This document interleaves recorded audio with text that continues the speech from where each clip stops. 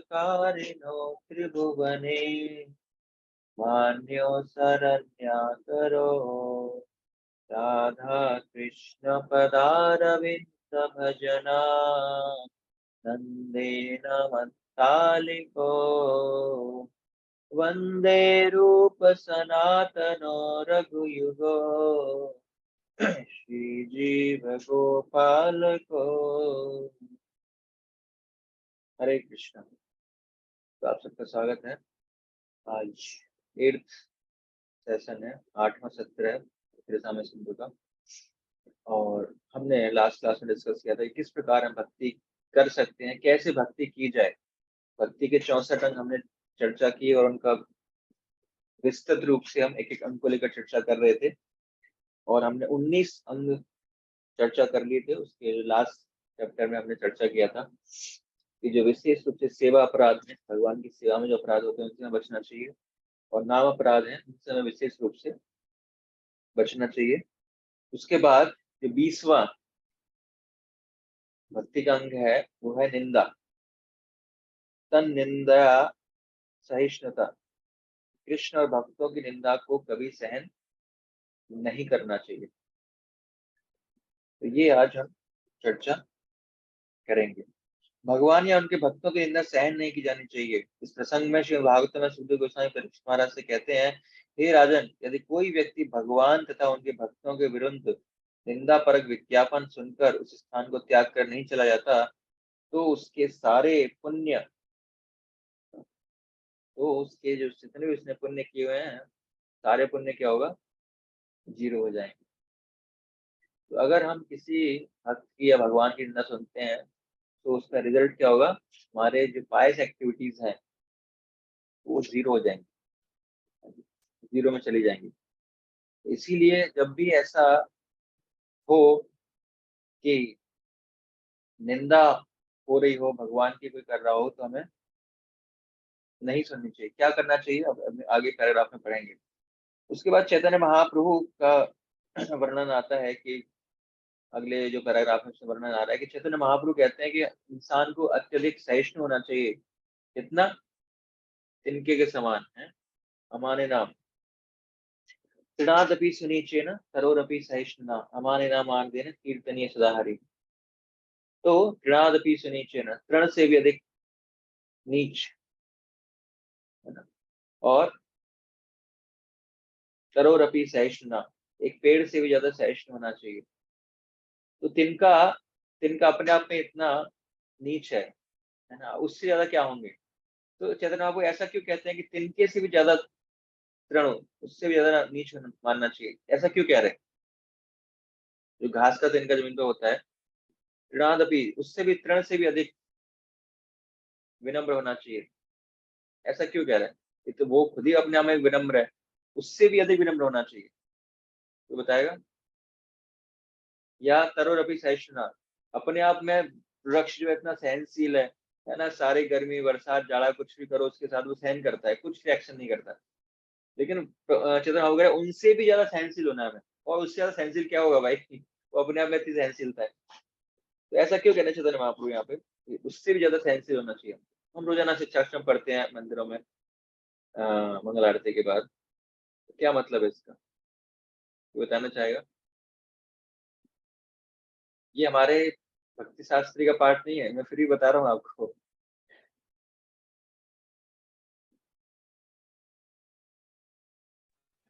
हरे तो कृष्ण प्रभु जी। जी, आनंदमयी चित्र माता जी। जी प्रभु जी, कि उनको तो एक मतलब उनको जो एक पेड़ पौधों की योनि मिली है, हम तो मनुष्य हैं। तो हमें उनसे थोड़े से वो है, तो इसलिए हमें मतलब हम में ज्यादा होनी चाहिए कि वो तो एक पेड़ पौधे हैं और हम मनुष्य हम हैं। में तो उनके इसलिए 1% भी नहीं है, लेकिन उल्टा है। तो इसलिए कह रहे हैं क्योंकि जो घास का तिनका इसलिए है, घास का तिनका क्या होता है, वो विनम्र है, चरणों में हमेशा रहता है। लेकिन क्या देखा गया है घास के तिनके ऊपर, जैसे ही हमारा पैर उस पर पड़ता है तो घास का तिनका झुक जाता है, विनम्र हो जाता है।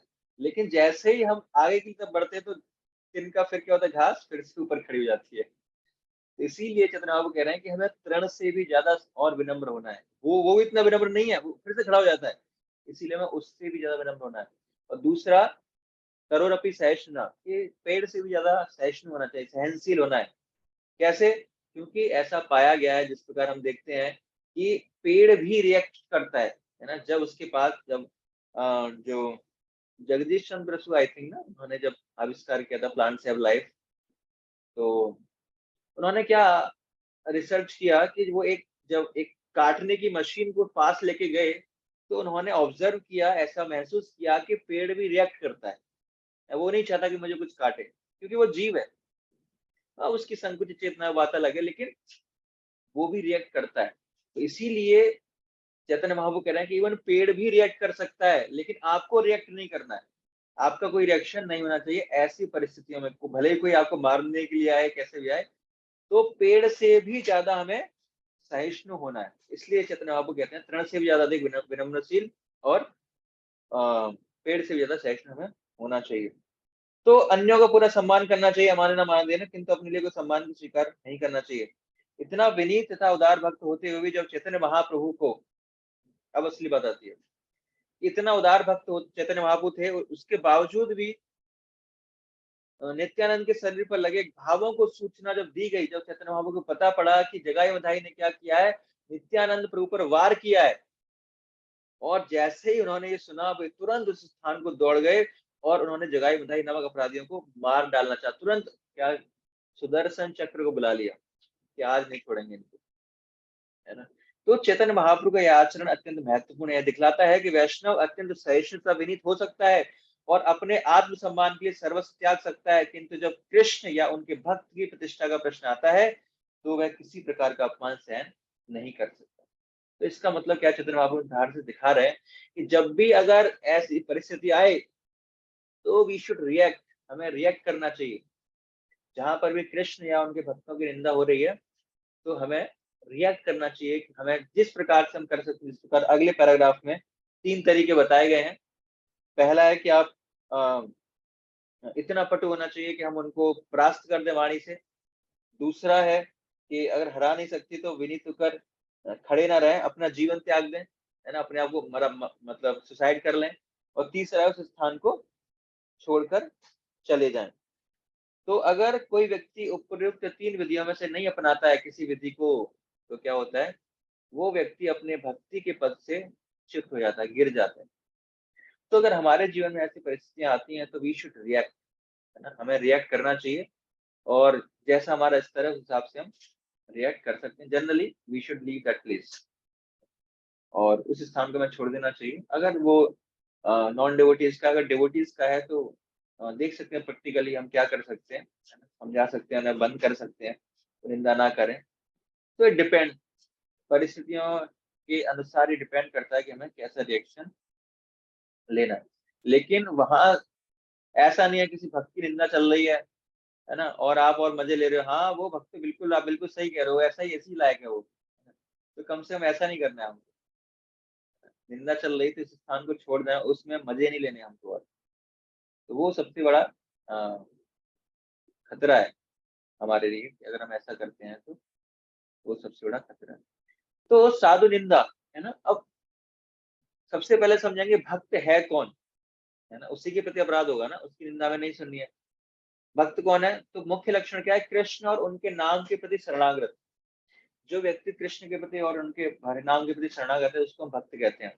और गौड़ लक्षण क्या है, चैतन्य महाप्रभु की सनातन गोस्वामी की शिक्षाओं में से एक भक्त के अन्य 25 गुण भले ही ना हो, है ना, यदि व्यक्ति में कृष्ण के प्रति शरणागति मुख्य लक्षण है, किंतु अन्य गौण लक्षण पूरी मात्रा में नहीं भी है, फिर भी उसे भक्त माना जाता है। जैसे कि व्यक्ति जब जारी रखता है, अन्य गौण लक्षण अंततः प्रकट हो जाएंगे। तो हम देखते हैं भक्तों में कितने 26 गुण होते हैं, लेकिन यहाँ पर बताया गया कि अगर वो कृष्ण के प्रति शरणागत है, भक्ति कर रहा है, नाम जप कर रहा है, बाकी गुण अभी नहीं है उसके अंदर, तो भी उसे भक्त ही मानना चाहिए, और ऐसे व्यक्ति की निंदा में नहीं सुननी चाहिए, ना करनी चाहिए। यदि हम उसकी आलोचना करते हैं, या उसके प्रति दुर्भावना रखते हैं, या उसकी आलोचना को सुनते हैं, तो हमें साधु निंदा के उत्तरदायी है। एक भक्त का निंदा करना कृष्ण के क्रोध को आमंत्रित करता है। तो ये 3 हमने उपाय समझे कि क्या करना चाहिए। यदि व्यक्ति ऊपर के बताए 3 विधियों से नहीं करता है, तो अपनी भक्ति से, पद से गिर जाता है। तो साधु निंदा यदि शिव भागवतम में निर्धारित सिद्धांत दिया है कि व्यक्ति को किसी भी कीमत पर किसी ऐसे व्यक्ति के कार्यकलापों को बर्दाश्त नहीं करना चाहिए जो एक प्रामाणिक भक्त की झूठी निंदा करता है। यदि व्यक्ति एक ब्राह्मण के, तो उसे अपना शरीर नहीं त्यागना चाहिए, क्योंकि ऐसा करने पर उसे एक ब्राह्मण की हत्या करने का जिम्मेदार माना जाएगा। इसलिए एक ब्राह्मण को वह स्थान त्याग देना चाहिए या अपने कानों को बंद कर लेना चाहिए, जिससे वह निंदा को सुन नहीं पाएगा। यदि व्यक्ति एक क्षत्रिय है और उसके पास किसी व्यक्ति को दंड देने का सामर्थ्य है, तो उसे तुरंत ही निंदा करने वाले की जीभ काट देनी चाहिए। किंतु जहां तक वैश्य और शूद्रों का प्रश्न है, उन्हें तुरंत ही अपने शरीर को त्याग देना चाहिए, क्योंकि वो उस स्थान को भी नहीं छोड़ सकते हैं।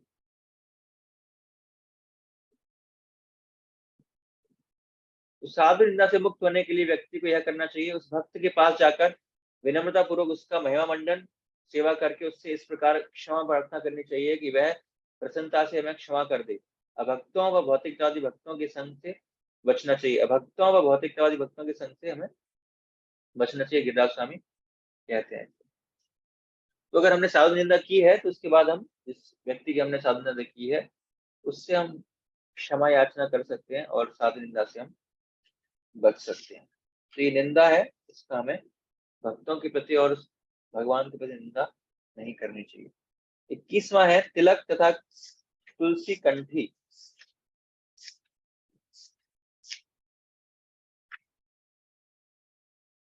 तिलक तथा तुलसी कंठी माला पहनना अथवा वैष्णव चिन्ह धृति, कि हमें जो तुलसी माला है, कंठी माला है, इसको धारण करना चाहिए। पढ़िए इसमें क्या लिखा, पद्म पुराण में वर्णन है। हरे कृष्ण प्रभु जी। जी प्रभु जी मैं पढ़ूं? जी। पद्म पुराण में वर्णन है कि वैष्णव अपने शरीर को किस प्रकार तिलक तथा कंठी से अलंकृत करें। जो व्यक्ति अपने गले में तुलसी की कंठी धारण करते हैं, जो अपने शरीर में विष्णु के चिन्हों को विष्णु मंदिर में मानकर 12 स्थानों पर अंकित करते हैं, शंख चक्र गदा तथा पद्म, जो 4 प्रतीक विष्णु अपने 4 हाथों में धारण करते हैं, और जो अपने मस्तक पर विष्णु तिलक धारण करते हैं, उन्हें इस जगत में विष्णु भक्त मानना चाहिए। उनकी उपस्थिति में जगत शुद्ध होता है और वे जहाँ भी जाते हैं उस स्थान को वैकुंठ के समान बना देते हैं। इसी तो प्रकार का तिलक, कथन। हाँ ठीक है। तो हरे इसमें कृष्ण। बताया गया है कि तिलक लगाना कितना महत्वपूर्ण है। और वैष्णव जो है, जो हम चैतन्य महाप्रभु गौड़ीय वैष्णव में आपने देखा होगा, हम 12 स्थानों पर तिलक लगाते हैं। तो आप सब लोग, मैं आशा करता हूँ कि 12 स्थानों पर तिलक लगाते होंगे, और अगर नहीं लगाते हैं तो लगाना स्टार्ट कर सकते हैं। कम से कम भक्ति शास्त्री का यही मकसद है कि इन शिक्षाओं को खाली हमें पढ़ना नहीं है ना, ये जो टीचिंग्स हम यहाँ पर सुन रहे हैं, पढ़ रहे हैं, इनको अपने जीवन में भी अप्लाई करना है। तिलक लगाना बहुत महत्वपूर्ण एक्टिविटी है ना। जब भी हम नहाकर आए तब तुरंत हम सबसे पहले हमें तिलक लगाना चाहिए, या कभी ऐसा हमारा तिलक मिट भी जाता है, मुंह हाथ धोते हैं, तो फिर से हमें तिलक लगाना चाहिए। और 12 स्थानों पर ही तिलक लगाना चाहिए। अगर आपके पास नहीं है तो आपको कहीं से ही मिल जाएंगे 12 स्थान पर कौन कौन से मंत्रों को उच्चारण करना है और तिलक कैसे हमें लगाना है। लेकिन ये जरूर लगाना चाहिए। और ये क्या है कि जो भी ऐसे भक्त हैं जो तिलक लगा धारण करते हैं, वो जिस स्थान पर जाते हैं उस स्थान को वैकुंठ बना देते हैं। और बाई चांस जैसे मान लो कोई वगैरह ऑफिस वगैरह हम जाते हैं तो तिलक नहीं लगा के जा सकते, तो कम से कम हमें पानी से तिलक लगाना चाहिए, वो दिखाई ना दे, लेकिन लगाना जरूर चाहिए 12 स्थानों पर हमें तिलक। एक एक छोटी स्टोरी भी आपने पहले सुनी होगी कि एक बार एक व्यक्ति, कंपनी थी तो उसमें हर व्यक्ति तिलक लगा के आता था, लेकिन उसका जो मैनेजर एक बार चेंज हो गया, मुस्लिम बन गया। उसने देखा कि सारे लोग तिलक लगा के आ रहे हैं, उसने अनाउंसमेंट किया कि कल से जो कोई व्यक्ति तिलक लगा कर आएगा इज फायर्ड है, उसे कंपनी से निकाल दिया जाएगा। तो सब लोग डर गए और कोई अगले दिन तिलक लगाकर नहीं आया। एक व्यक्ति जो है तिलक लगाकर आया था।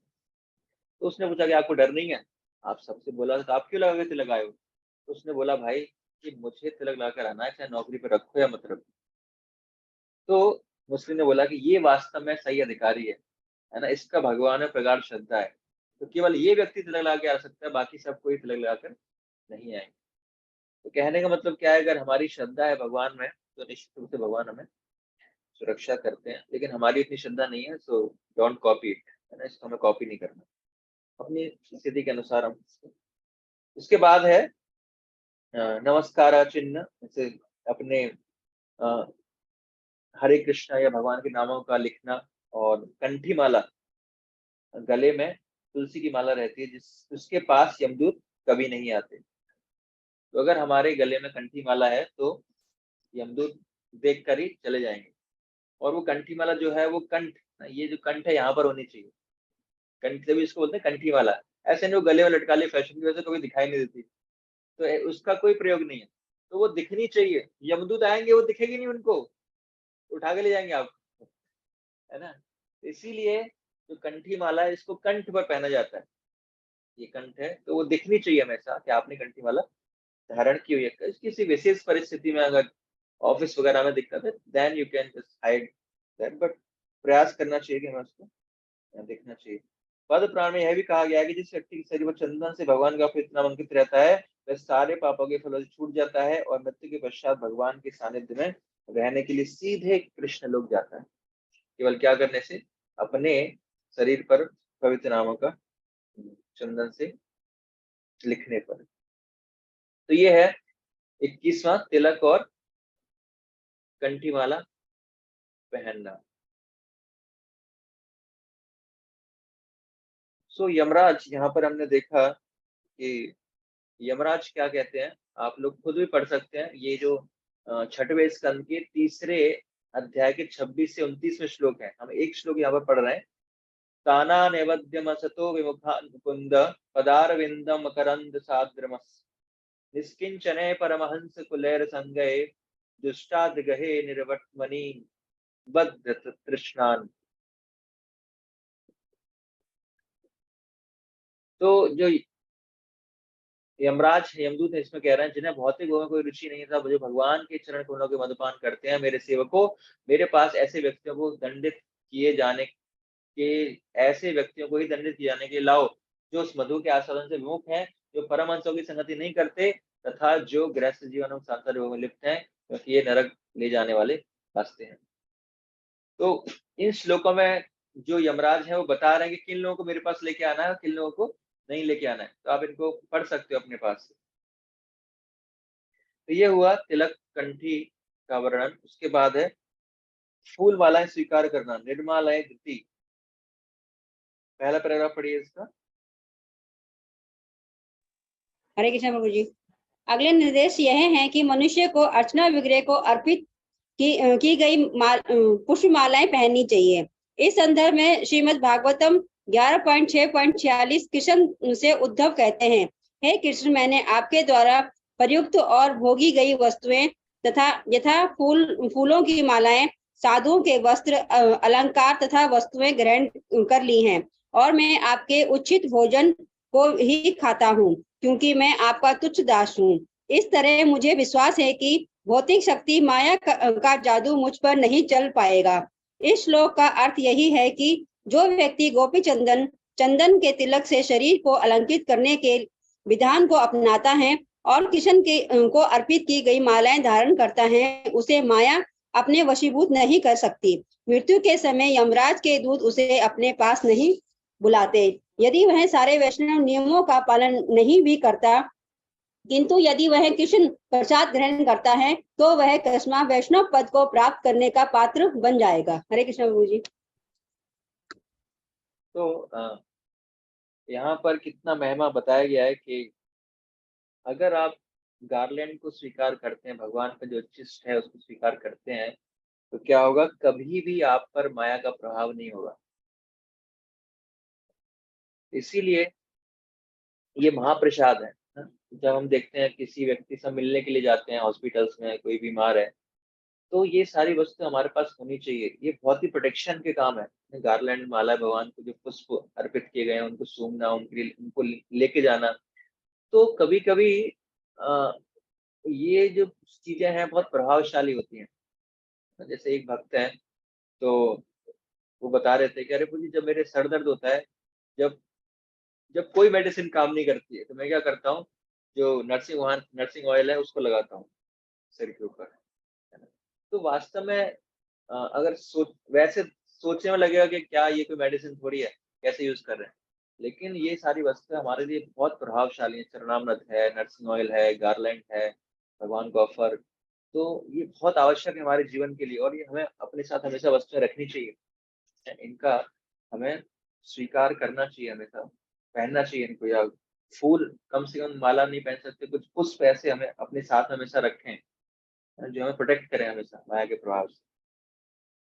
और इसके बाद लास्ट लाइन में बताएंगे, यदि सारे वैष्णव नियमों का पालन नहीं भी करता, किंतु वह एक करता है, क्या, जो हमारा फेवरेट है, वह कृष्ण प्रसाद ग्रहण करता है, तो वह क्रम से वैष्णव पद को प्राप्त करने का पात्र बन जाता है। कुछ नहीं कर रहा, लेकिन फिर भी अगर खाली कृष्ण प्रसाद खा रहा है तो भी वो वैष्णव बन जाता है। तो प्रसाद का मतलब होता है cooked by devotees, offered by devotees and serve by devotees, that is prasad. ऐसा नहीं कुछ भी बाहर से लेके आए, भोग लगा दिया, प्रसाद बन गया, ऐसा नहीं। इसी प्रकार स्कंद पुराण ब्रह्मा जी नारद से कहते हैं कि हे नारद, जो व्यक्ति कृष्ण के अर्पित फूलों की माला को अपने गले में धारण करता है, वह समस्त रोगों तथा पाप कर्मों के फलों से मुक्त हो जाता है और पदार्थ की कलमश से छूट जाता है। तो समस्त रोग चले जाएंगे, है ना। तो इसी वजह से रोगी के पास जाओ तो हमेशा चरणामृत और गार्लैंड भगवान का लेके जाओ, है ना, वो उसके लिए बहुत फायदेमंद होगा। ऐसी बहुत सारी घटनाएं हैं भक्तों के जीवन में। उनके पेरेंट्स एडमिट हैं, और एक बार एक भक्त हैं, तो उनके उनके फादर एडमिट थे, और उनके जो फादर थे नॉन डिवोटी थे, और उनको बिल्कुल डॉक्टर ने मना कर दिया कि इनका अंतिम समय है और आप ले जा सकते हो। तो भक्त ब्रह्मचारी थे, उनकी इच्छा थी कि वृंदावन जो हॉस्पाइस हॉस्पिटल है तो उसमें ले जाएं, तो वहां पर वृंदावन में शरीर छोड़ें, लेकिन घर वाले तैयार नहीं हो रहे थे। लेकिन फिर भी उस भक्त ने बहुत प्रयास किया, घर वालों को जिद किया, मतलब अपनी जिम्मेदारी पर, अपनी रिस्क पर उन्होंने क्या, ट्रेवलिंग कराई 3-4 घंटे की, और उनको वहां पर एडमिट कराया वृंदावन में। वो नॉन नॉन डिवोटी है, उनके फादर जो है बिल्कुल डिवोटी नहीं है। और उसके बाद 1-2 दिन तक वो रहे वहां पर, और वहां पर परम पूज्य गोपाल कृष्ण महाराज से आग्रह किया गया, तो वो वहां पर आए, और उन्होंने महाराज के दर्शन किए। महाराज गारन लेके आए थे राधा श्याम सुंदर का, और उनको पहनाया, और महाराज जैसे ही स्टेट से नीचे उतरने वाले थे, इतनी देर में उन्होंने शरीर छोड़ दिया। तो कितना मतलब सौभाग्य का विषय है कि जैसे ही गार्लैंड उन्होंने स्वीकार किया, महाराज के दर्शन किए, उसके तुरंत 2-3 मिनट बाद ही अ, जो उन्होंने जो शरीर त्याग दिया। अभी लेटेस्ट हमारे मंदिर की घटना, एक ब्रह्मचारी, उनके फादर को कैंसर था, तो बहुत वो ड्रिंक करते थे, और यहाँ पर इतना बहुत बड़ा फोड़ा था, तो डॉक्टर ने उनको बोल दिया था 6 महीने से ज्यादा नहीं रहेंगे, और उनको 1-1.5 महीना हो चुका था, लेकिन उनका जो जीवन था बहुत ही कष्टप्रद था, बहुत कष्ट में थे, बहुत पेनफुल था। तो मंदिर से हमारे भक्त गए, और परम पूज्य भक्ति आश्रय वैश्य महाराज भी आए हुए थे, उनके साथ वहां पर कीर्तन किया, और अगले ही दिन उन्होंने शरीर छोड़ दिया। तो उतनी पेनफुल सिचुएशन से वो बाहर आ गए। तो ये सारी चीजें जो है बहुत मायने रखती हैं। हम कीर्तन करना, गार्लैंड्स खाना, नर्सिंग ऑयल, तो भले ही हमें नहीं पता पड़े, लेकिन निश्चित रूप से इन सब वस्तुओं का बहुत प्रभाव पड़ता है भक्तों के जीवन में, तो हमें ऐसा करना चाहिए। 24वां है अर्च विग्रह के सामने नाचना, है ना। द्वारका भारत में अर्च विग्रह के सामने नाचने की महिमा का उल्लेख श्री कृष्ण द्वारा इस प्रकार हुआ है, जो व्यक्ति प्रसन्न चित्त रहता है, जो मेरे समक्ष नाचते समय भाव विभोर हो जाता है और विभिन्न शारीरिक भंगिमाएं प्रकट करता है, वह हजारों वर्ष के संचित सभी पाप फलों से जला देता है। उसी ग्रंथ में नारद भी कथन है कि जो वे बल देकर कहते हैं कि जो व्यक्ति अर्च विग्रह के सामने ताली बजाता है और नाचता है, उसके शरीर के पाप कर्म रूपी पक्षी ऊपर उड़ जाते हैं। इस प्रकार ताली बजाकर एक साथ बहुत से पक्षी उड़ाए जा सकते हैं, उसी प्रकार अनेक पाप कर्म जो पक्षियों की भांति बैठे रहते हैं, कृष्ण की अर्च वगैरह के सामने ताली बजाने से उड़ जाते हैं, है ना। तो जिस प्रकार प्रभुपाद जी उदाहरण दे रहे हैं कि ताली बजाने से क्या है, जो पक्षी आसपास सारे उड़ जाएंगे, तो उसी प्रकार भगवान के कीर्तन है, भगवान के विग्रह के सामने अगर हम ताली बजाएंगे तो पक्षी तो नहीं उड़ेंगे, क्या उड़ेंगे, हमारे जितने पाप कर्म है वो सारे उड़ जाएंगे। तो इसीलिए जब भी हमें मौका मिले भगवान के सामने नृत्य करना चाहिए। इवन जो हमारे आचार्य हैं, श्रील प्रभुपाद हैं, 70 वर्ष की अवस्था में भी नृत्य करते हैं, है ना, वो रहना चाहिए, है ना? ऐसा बोला जाता है, मतलब ऐसे भक्त लोग बोलते हैं, कभी कभी हम बोलते हैं, यूज करते हैं कि अगर भगवान का कीर्तन चल रहा है तो कीर्तन में पैर जमीन पर रखना अपराध है, है ना। अगर पैर आपके डांस नहीं कर रहे थे, एक अपराध है, ऐसा नहीं है, लेकिन ऐसा जस्ट हास्यापद, जस्ट जोकिंग वे में ऐसे कहते हैं। तो कीर्तन हो तो हमें कुछ न कुछ डांस करना चाहिए, जितनी हमारी एज है, हमारा शरीर है, उसके हिसाब से कुछ तो पैर इधर उधर करो, कुछ तो लगे कि हाँ आनंद आ रहा है। और सबसे महत्वपूर्ण सिद्धांत यहाँ पर ये है डांस करने का, कि हमें डांस अपने लिए नहीं करना है या दूसरों को दिखाने के लिए नहीं करना है, वो कृष्ण के लिए करना है। हम डांस किसके लिए कर रहे हैं? हम कृष्ण के लिए कर रहे हैं, कृष्ण की प्रसन्नता के लिए कर रहे हैं, तब वो जो है भक्ति का अंग माना जाएगा। इसके बाद है अर्च विग्रह के सामने नतमस्तक होना, है ना, दंडवत प्रणाम करना। तो नारदी प्रणाम अर्च विग्रह के सामने नतमस्तक होने और नमस्कार करने के विषय में कथन मिलता है, जिसमें कहा गया है, जिस व्यक्ति ने महान यज्ञ अनुष्ठान किया है और जिस व्यक्ति ने भगवान के समक्ष नतमस्तक होकर केवल नमस्कार किया है, उन्हें एक समान नहीं माना जा सकता। तो अगर उसने किसी ने महान यज्ञ किया है और किसी व्यक्ति ने खाली प्रणाम कर दिया, तो वो कौन सा श्रेष्ठ है? जिसने प्रणाम कर दिया उसको श्रेष्ठ है। हम एक कथा सुनते हैं रामायण में, जब जो विभीषण है, तो विभीषण क्या करते हैं, आते ही राम जी की पार्टी में, है ना, अपोजिट पार्टी से आ रहे हैं, रावण की पार्टी से, लेकिन क्या करते हैं, राम जी को प्रणाम कर देते हैं। खाली प्रणाम करने मात्र से राम क्या कर देते हैं, उनको अयोध्या लंकेश कहकर संबोधित करते हैं। क्या? खाली प्रणाम करने मात्र से उनको लंका का राज दे दिया भगवान ने। तो सोचो कितनी महिमा है ना, केवल एक प्रणाम करने की। इसीलिए हमें भगवान के विग्रह के सामने नमस्कार करना चाहिए और नतमस्तक होना चाहिए।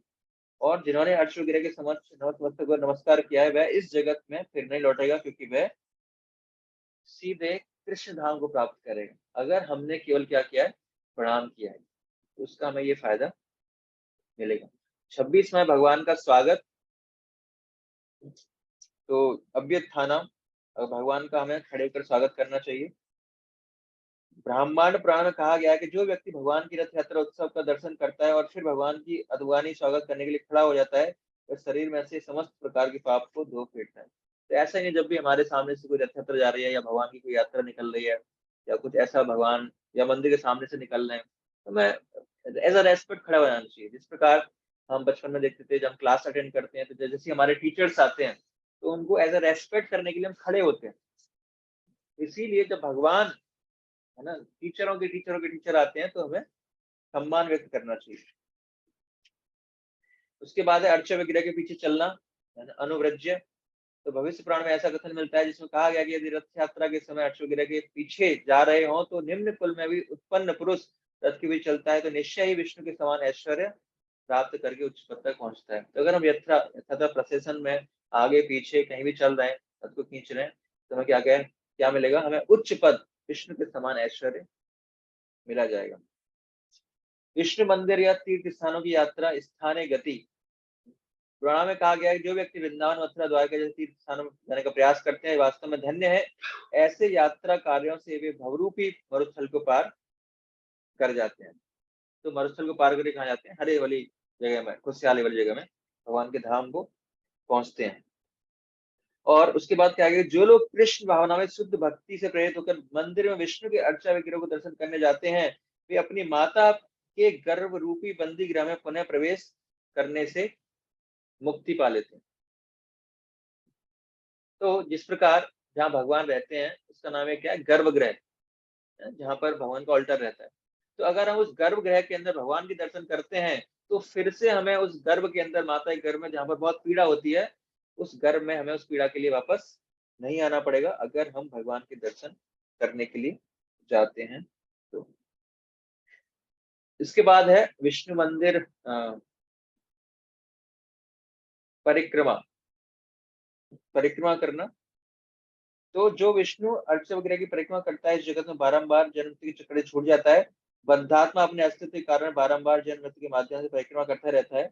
इसका निवारण मंदिर में अर्च विग्रह की परिक्रमा करने से आसानी से। तो अगर आप जगत की परिक्रमा से बचना चाहते हो, तो क्या करना है? हमें भगवान की परिक्रमा करनी है अर्च विग्रह की, जिससे कि हमारी जो भौतिक संसार की परिक्रमा है वो छूट जाएगी। इसके बाद प्रभुपाद जी चतुर्मास का वर्णन कर रहे हैं कि अगर चतुर्मास के अंदर इस अवधि में विष्णु मंदिर की कम से कम 4 बार परिक्रमा कर ले, तो यह समझा जाता है कि उसने सारे ब्रह्मांड की यात्रा कर ली।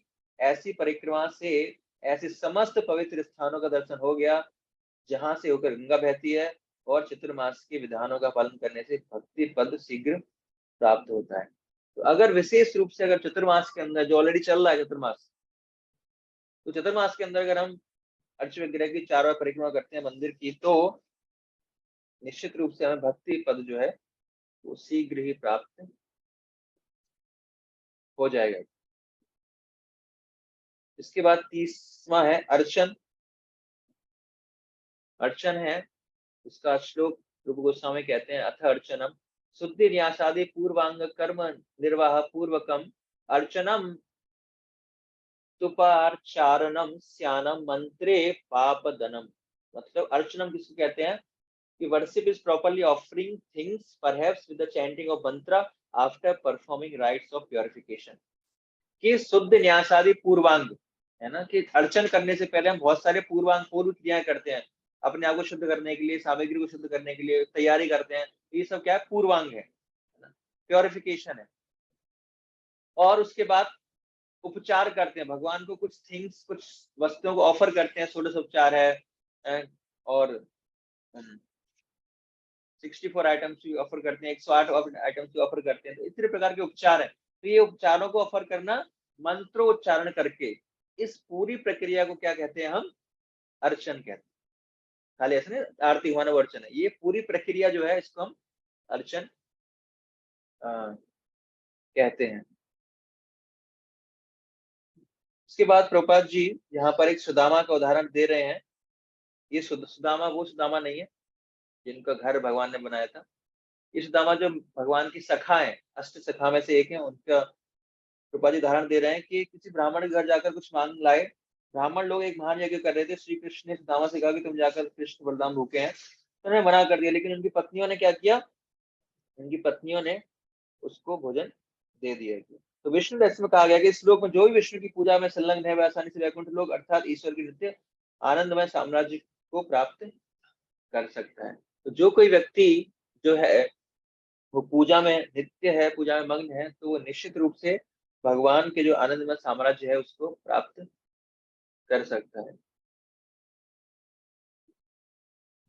तो प्रभुपाद कहते हैं कि जो पुजारी हैं उनको भगवान के सानिध्य का निरंतर ये सौभाग्य मिलता है। तो जो पुजारी हैं दे आर वेरी फॉर्चुनेट, वो बहुत परम सौभाग्यशाली हैं कि भगवान का उनको निरंतर संग मिलता है। एक बार प्रभुपाद जी डिस्ट्रीब्यूशन में जाते हैं तो उनसे बोलते हैं कि जो डिस्ट्रीब्यूटर्स हैं वो बहुत सौभाग्यशाली हैं कि प्रभुपाद जी जो भगवान की कृपा को वो आकर्षित कर रहे हैं। तो ऐसा क्यों, हर चीज जो है वो भाग्यशाली है ना। तो आध्यात्मिक में ऐसा हो सकता है। भौतिक जीवन में क्या है कि एक ही चीज बेस्ट हो सकती है, लेकिन आध्यात्मिक जीवन में क्या हो सकता है, हर चीज बेस्ट हो सकती है। पुजारी बेस्ट है, प्रीचर भी बेस्ट है, बुद्धिश्वरी बेस्ट है, तो क्लीनिंग कर रहा है वही बेस्ट है, तो क्लास दे रहा है वही बेस्ट है, जो सुन रहा है वही बेस्ट है। हर व्यक्ति बेस्ट हो सकता है, ये आध्यात्मिक जीवन में संभव है। तो अर्च विग्रहों की सेवा करना बहुत महत्वपूर्ण है। विशेष रूप से जो गृहस्थ है, जो मंदिर के पास रहते हैं, मंदिर में विग्रहों की सेवा करें। और जो मंदिर से दूर रह रहे हैं वो उनके घर में विग्रह हो और उनकी सेवा उन्हें करनी चाहिए, बहुत ही आवश्यक है अर्चन। इसके बाद है भगवान की सेवा करना, परिचर्या। विष्णु रहस्य में कहा गया है कि जो व्यक्ति भगवान की सेवा का वैसा ही प्रबंध करता है जैसा कि राजा के लिए उसके सेवक करते हैं, तो मृत्यु के बाद निश्चित रूप से कृष्ण के धाम को जाता है। वस्तु भारत के मंदिर शाही महलों की तरह लगते हैं, वे सामान्य भवन नहीं होते, क्योंकि कृष्ण की पूजा उसी तरह की जानी चाहिए जिस तरह राजा की पूजा उसके महल में की जाती है। अतः वृंदावन में सैकड़ों मंदिर है जिसमें बच्चों की पूजा राजा के समान की जाती है। नादि पुराण में कहा गया है कि यदि कोई भगवान के मंदिर में कुछ क्षण भी रुकता है उसे निश्चय ही ईश्वर के दिव्य धाम प्राप्त होते हैं। तो पहले हमने पढ़ा अर्चन, अभी है परिचर्या, है ना। एक है सेवा करना, एक है पूजा करना। तो दोनों में अंतर। अर्चन है वस्तु को अर्पण करना भगवान, तो वह अर्चन। और परिचर्या मतलब अरेंजमेंट्स करना, भगवान की सेवा के लिए अच्छे से अरेंजमेंट करना, उसको बोलते हैं परिचर्या। तो दोनों में ये अंतर है। शिव भागवतम में श्लोक आता है, अंगानि विधानि एव शिव पूजा परिचर्या न तानि लिखितांत्र ग्रंथ बाहुल्य भित्तिता. There are many parts of worship and paraphilia service not written about here due to fear of making this book too large. So यहाँ पर रूप गोस्वामी कह रहे हैं कि बहुत सारी चीजें जो हैं मैंने यहाँ पर नहीं लिखी हैं. किसके लिए? क्योंकि बुक का जो साइज है वो बड़ा ना हो जाएगा. लेकिन श्रील प्रभुपाद ने इन सारे अपराधों की जो सूची है हमें समरी में दी है, जो हमने कल डिस्कस की थी. लेकिन रूप गोस्वामी ने नहीं लिखे सारे अपराध. लेकिन श्रील प्रभुपाद की यही खास बात है कि उन्होंने सारे अपराधों की समरी हमें लिस्ट दी है. तो ये वर्चन हुआ. उसके बाद है गायन अथ गीतम. तो गायन मतलब जब भी हम कुछ भगवान के लिए कुछ गीत है ना, जो हमारे वैष्णव आचार्यों के द्वारा लिखे गए हैं, वो गीत हमें कुछ गाने चाहिए, याद होने चाहिए. या जब भी हम अकेले मंदिर में बैठे हों तो हमें ऐसी प्रार्थना है, मतलब गीत भगवान के गुणगान में गाने चाहिए. और उसके बाद है संकीर्तन. तो गायन और संकीर्तन में क्या अंतर है? गायन मतलब कोई भी गीत हम गा रहे हैं, और संकीर्तन मतलब ओनली हरिनाम, हरिनाम कर रहे हैं, उसको संकीर्तन कहते हैं. तो नाम कीर्तन. दूसरा है लीला कीर्तन, है ना, और तीसरा है गुण कीर्तन. तो तीनों का वर्णन यहाँ पर आ रहा है संकीर्तन में. पहला क्या है? नाम कीर्तन है, और लीला कीर्तन है, और गुण कीर्तन है. तो पहला नाम कीर्तन है. इसमें पवित्र नाम का कीर्तन करता है तो अनेकानेक जन्मों से चले आ रहे पाप कर्मों से फलों से तुरंत छूट जाता है. और दूसरा है प्रहलाद महाराज इस प्रकार प्रार्थना करते हुए कहते हैं कि मैं आपके सेवक पद प्राप्त कर सकूं, कि मैं आपकी लीलाओं के बारे में श्रवण कर पाना संभव हो सकता है. आप परम मित्र, परम आराध्य रक्षक विग्रह हैं, आपकी लीलाएं दिव्य हैं, उनका श्रवण करने मात्र से सारे पाप कर्म दूर हो जाते हैं. तो लीला कीर्तन, तो भगवान की लीलाओं को सुनना चाहिए, लीलाओं को हमें गान करना चाहिए, उनका कीर्तन करना चाहिए, नाम कीर्तन करना चाहिए. उसके बाद है गुण कीर्तन.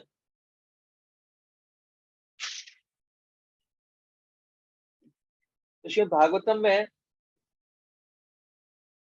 नारद मुनि अपने शिष्य व्यासदेव से कहते हैं कि हे व्यास, ये जान लो कि ऐसे सारे लोग तपस्या, वेदाध्ययन, उच्चारण, दिव्य ज्ञान के चिंतन, दान कर्म में लगे हुए हैं. वे अपने सभी इन पुण्य कर्मों द्वारा भक्तों को सानिध्य चाहते हैं और भगवान की महिमा का कीर्तन करना चाहते हैं. यहाँ पर इंगित हुआ है कि भगवान के कीर्तन एवं महिमा गायन ये जीव का परम धर्म है. इससे पहले जो गुण है उनके बारे में बताया गया है. भगवान की लीलाओं के विषय में अनेक गीत हैं. उदाहरण ब्रह्मा जी द्वारा गाया गया ब्रह्म संहिता, नारद जी द्वारा गाया नारद पंचरात्र, सुखदेव गोस्वामी गाया गया भागवतम. ये सारे प्रार्थनाएं हमें कीर्तन रूप में करने चाहिए. तो ये हुआ संकीर्तन. उसके बाद है जप अथवा जप.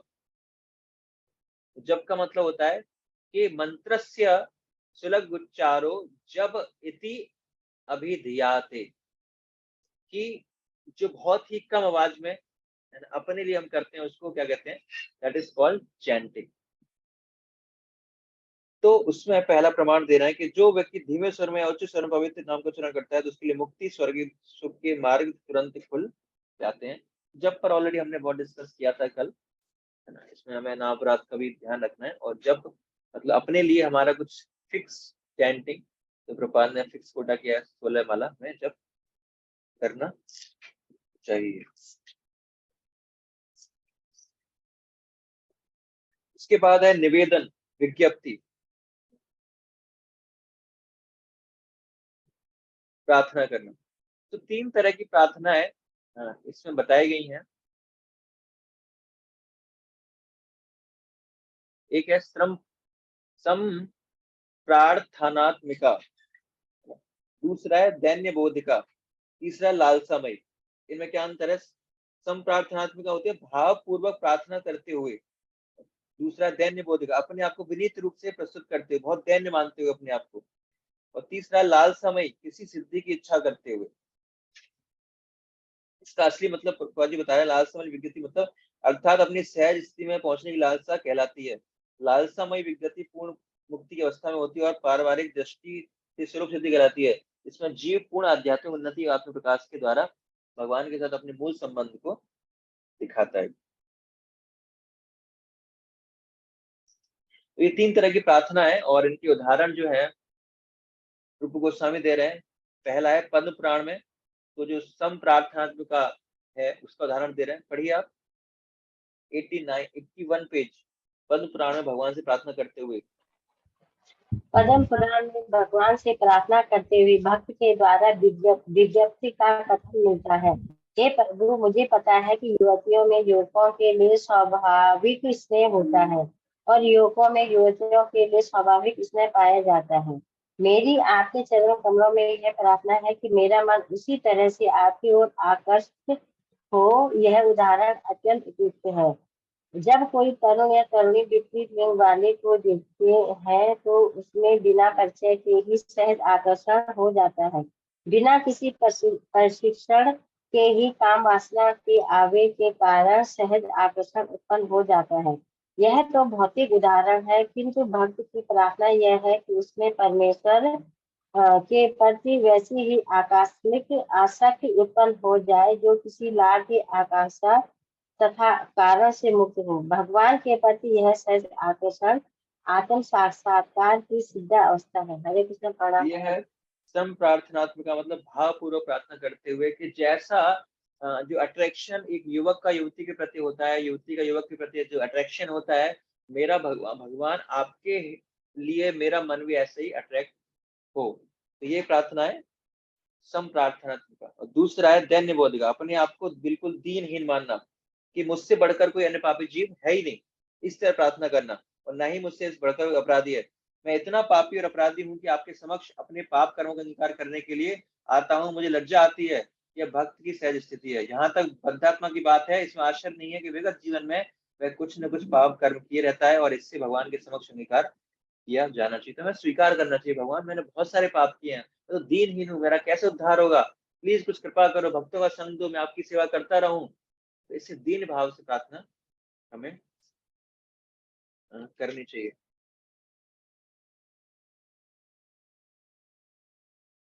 ये भावना नहीं रहनी चाहिए हमारे अंदर कि मैं पूरे सप्ताह पाप कर्म कर लूं और एक दिन मंदिर या गिरजा कर चलकर अपने पाप कर्मों को स्वीकार कर लूंगा, है ना, जिससे मैं शुद्ध हो सकूं और पुनः पाप करना प्रारंभ कर दूं। जैसे प्रभुपाद जी गिरजाघरों को उदाहरण दे रहे हैं कि लोग संडे संडे जाते हैं अपनी पाप्स को जीसस को देने के लिए, अब मैं और पाप करूंगा। तो ये अत्यंत मूर्खतापूर्ण एवं अपराधपूर्ण विचार है और भक्ति रसामृत सिंधु के लेखक को ये स्वीकार नहीं है। प्रभुपाद जी कह रहे हैं कि मतलब कि रूप गोस्वामी को ये बिल्कुल भी स्वीकार नहीं है कि हम हफ्ते में जाएं। तो ये दूसरा भावना है, हम जो कर रहे हैं वो क्या, अपने पापों को स्वीकार कर रहे हैं और उनका दंड भी हम चाह रहे हैं। ऐसा नहीं भगवान प्राप्त कर दिया आप देखो इनको हटा दो, नहीं, इनका दंड भोगने के लिए मैं तैयार हूँ। ये भक्त का स्वभाव है, हमने ऑलरेडी डिस्कस किया था शायद कि भक्त का स्वभाव कैसे रहता है, भक्ति मानसिकता कि ये मेरे पाप कर्म किए हैं, मैं तैयार हूँ इनका पाप कर्मों को भुगतने के लिए, जो भी सजा देनी है मुझे दीजिए, बस इतना ध्यान रखना कि भक्ति में मेरी चलती रहे। तो ये भाव रहता है। और फिर तीसरा है जो लालसामयी प्रार्थना, एक विषय का एक कथन है। भक्त कहता है कि प्रभु वो दिन कब आएगा जब मुझसे अपने शरीर का पंखा झलने के लिए कहेंगे और आप स्वेच्छा से यह कहेंगे तुम इस तरह पंखा करो। श्लोक का अर्थ यह है कि भगवान के शरीर पर स्वयं पंखा झलना चाहता है, अर्थात वह भगवान का पार्षद बनना चाहता है। निसंदेह वह किसी भी हैसियत से, चाहे दास या मित्र या प्रिय रूप में, भगवान के प्रत्यक्ष सानिध्य में रहना चाहता है, किंतु अपनी अपनी विविध रुचि के अनुसार हर कोई इनमें से एक संबंध चाहता है। यहाँ पर भक्त भगवान का दास बनने की लालसा रखता है और भगवान को पंखा झलना चाहता है, जैसे उनकी अंतरंग शक्ति लक्ष्मी जी करती हैं। वह यह भी चाहता है कि भगवान प्रसन्नतापूर्वक आदेश दें कि पंखा कैसे झला जाए। यह लालसामयी विज्ञप्ति आत्म साक्षात्कार की सर्वोच्च अवस्था है। जैसे एक और नारद पंचराज से प्रभुपाद जी उदाहरण दे रहे हैं कि वह दिन कब आएगा जब मैं यमुना तट पर एक पागल की भांति अपने पवित्र नाम का उच्चारण करूंगा और मेरी आंखों से क्या अविरल अश्रुधारा बहेगी। यह दूसरे प्रकार की सिद्धावस्था है। चैतन्य महाप्रभु की ये भी कामना थी कि एक क्षण भर के लिए 12 वर्ष के समान लगे और आपको न देखने के कारण सारा संसार सुना लगे। मनुष्य को चाहिए कि भावपूर्ण प्रार्थना करे और भगवान की विशेष प्रकार की सेवा करने के लिए उत्सुक रहे। यह समस्त महान भक्तों का विशेषतः चैतन्य महाप्रभु का उपदेश है ना। यहाँ पर लौल्यम का जो लालसामयी का असली अर्थ प्रभुपाद जी लास्ट लाइन में बता रहे हैं कि यदि कोई विशेष प्रकार से भगवान से मिलने और उनकी सेवा करने के लिए अत्यधिक उत्सुकता विकसित कर लेता है, जो लौल्यम कहलाता है, उसी मूल्य को चुकाकर वह भगवत धाम में प्रवेश कर सकता है। तो ये लालसामयी, ये इतना लौल्यम होना चाहिए, ग्रीड होना चाहिए, क्या, भगवान से मिलने और सेवा करने की अत्यधिक उत्सुकता। ये इस भाव से हमें प्रार्थना करनी चाहिए। ये है विज्ञप्ति प्रार्थना करना। उसके बाद है प्रसिद्ध प्रार्थनाएं करना। ये तो अपने हिसाब से हम प्रार्थनाएं कर रहे हैं, अपने आप को नीच मानना है, कुछ ऐसी लालसा प्रार्थनाएं कर रहे हैं। अब है प्रसिद्ध प्रार्थना करना, मतलब स्तव पाठ, जो ऑलरेडी हमारे आचार्यों के द्वारा लिखी गई हैं। ऐसी प्रार्थनाओं को भगवान के सामने हमें अर्पित करना चाहिए। जिस प्रकार विद्वानों के साथ भगवदगीता में विशेषतः 11वें अध्याय में अनेक प्राणमयी प्रार्थना है, ब्रह्म संहिता है, श्रीमद् भागवत में बहुत सारी प्रार्थनाएं हैं। तो स्कंद पुराण में इन प्रार्थनाओं की महिमा का वर्णन इस प्रकार मिलता है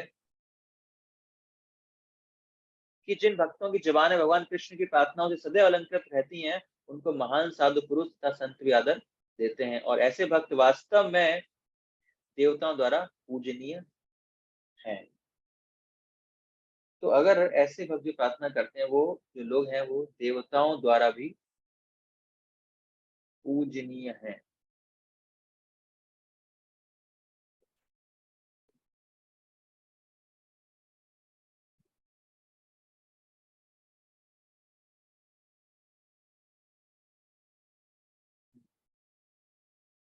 तो प्रसिद्ध प्रार्थना है। इससे पहले हमने देखा कि पहले ज्ञान आया, नहीं पहले गायन आया, है ना, भगवान के गीत गाने चाहिए, जो हमने पहले इससे पहले डिस्कस किया। उसके बाद संकीर्तन आया, संकीर्तन मतलब भगवान के हरिनाम को संकीर्तन करना चाहिए। फिर नाम रूप गुण लीला का हमें कीर्तन करना चाहिए। फिर जप आया, जप करना चाहिए। फिर निवेदन, है ना, प्रार्थना करनी चाहिए, अपने हृदय से प्रार्थना करनी चाहिए। तो अब आया स्तव पाठ, है ना, कि हमें स्तव पाठ प्रार्थना करके करनी चाहिए। तो ये जो हम चीजें पढ़ रहे हैं, ये कौन सी इंद्री को भगवान की सेवा में लगा रहे हैं?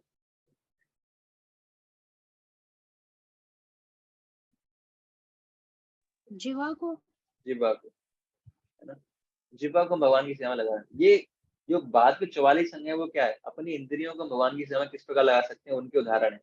ये सब जिह्वा के उदाहरण है।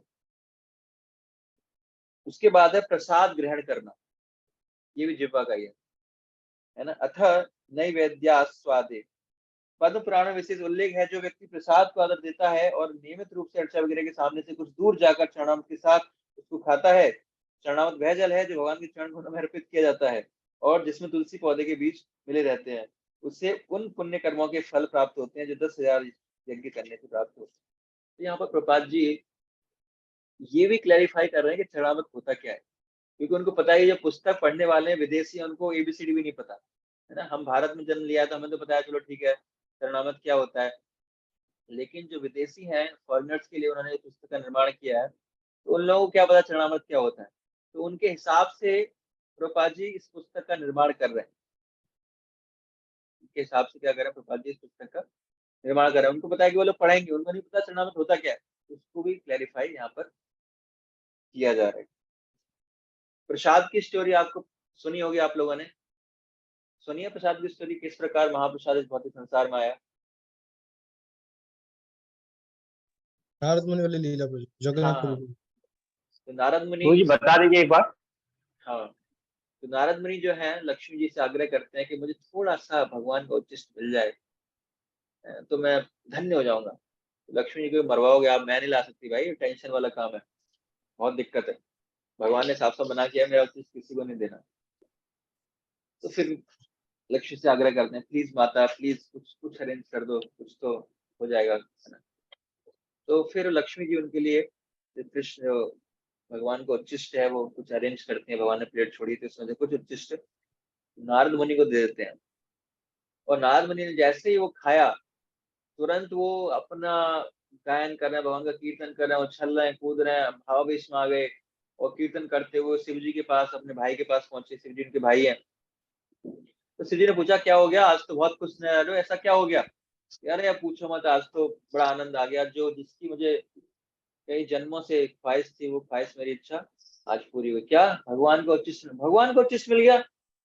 अरे, और आपने अकेले अकेले खा लिया, अपने भाई को याद नहीं किया उस टाइम कि नहीं नहीं वो तो बड़ी मुश्किल से मुझे मिला था। कि देखो आपके हाथों में कुछ, है ना, आपके हाथों में क्या है, कुछ लगा होगा, और मेरे हाथ में पिन चुभ गई।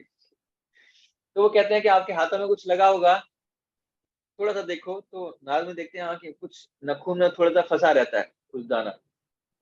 तो वो शिव जी को दे देते हैं और शिव जी उसके बाद तांडव नृत्य शुरू कर देते हैं। है ना, वो भावावेश में आ गया, ये नृत्य कर रहे हैं, वो कर रहे हैं, उनके पास पार्वती आती है, तो ये क्या हो गया भाई, क्या क्या कर दिया आपने, ये बहुत पूछो मत, आज तो भगवान को उच्छिष्ट मिल गया, मेरे को सब पूरा आनंद आ गया।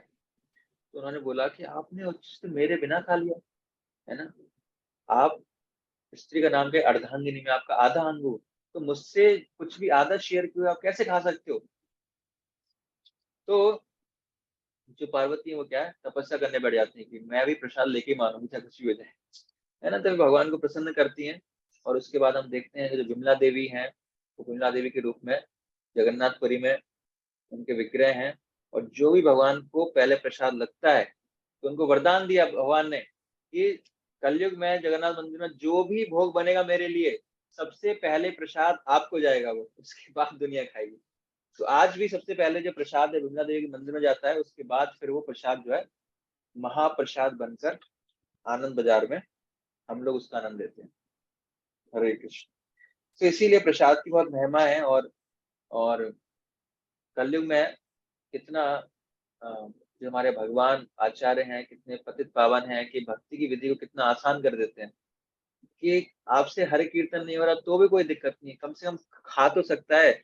ऐसा तो दुनिया में कोई इंसान नहीं होगा जो खाना भी नहीं खाता होगा, है ना, हर व्यक्ति कुछ न कुछ इच्छाएं होंगी अच्छा खाने की। तो भगवान ने क्या किया, कम से कम प्रसाद ही खा लो, है ना, उसी से क्या हो जाएगा हमारा, वो भी एक भक्ति का अंग है।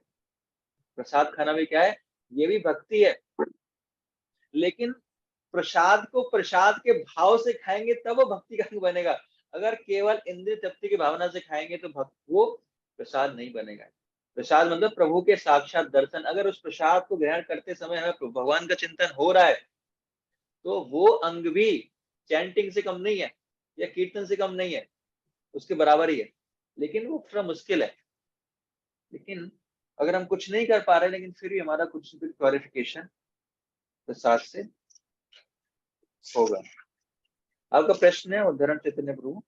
हरे कृष्ण प्रभु जी मेरा एक प्रश्न है। अभी आपने प्रसाद का महिमा बताया, मैं अभी ऑफिस में हूँ और कई बार ऐसे लेट होता है और हम कई बार भोग लगा कर नहीं खा सकते, या कभी कभी होता है कि मेरी मेरी बीट बैग में तुलसी होती है जो मैं भगवान की अर्पित होती है, लेकिन अभी मेरे पास कुछ नहीं है। अगर मेरे लिए कुछ आएगा ऑफिस से तो मैं बिना ऑफर के ही खाना पड़ेगा मुझे, तो उस सिचुएशंस में क्या करना चाहिए? घर से लेके जाओ पैक करके, जो आपको पता है मैं इतने समय तक आपका फिक्स है, तो ऐसा तो है नहीं एडो का आ गया कि नहीं भाई मुझे पता नहीं था मुझे रखना पड़ेगा। कई बार एडोक होता है। कई बार एडो होता है लेकिन बार बार तो नहीं होता ना। अगर नहीं, आपको बार पता है बार। कि कई बार होता है, बार बार नहीं होता ना, तो हमें पता है कि हम इतने समय तक ऑफिस रहने वाले हैं। अगर बार बार एडोक आ रहा है तो हम पहले से प्रिपेयर रहें कि भाई वहां तक हो सकता है, तो हम पहले से उसको पैक करके ले जा सकते हैं। कितने बजे जाते हो घर से आप?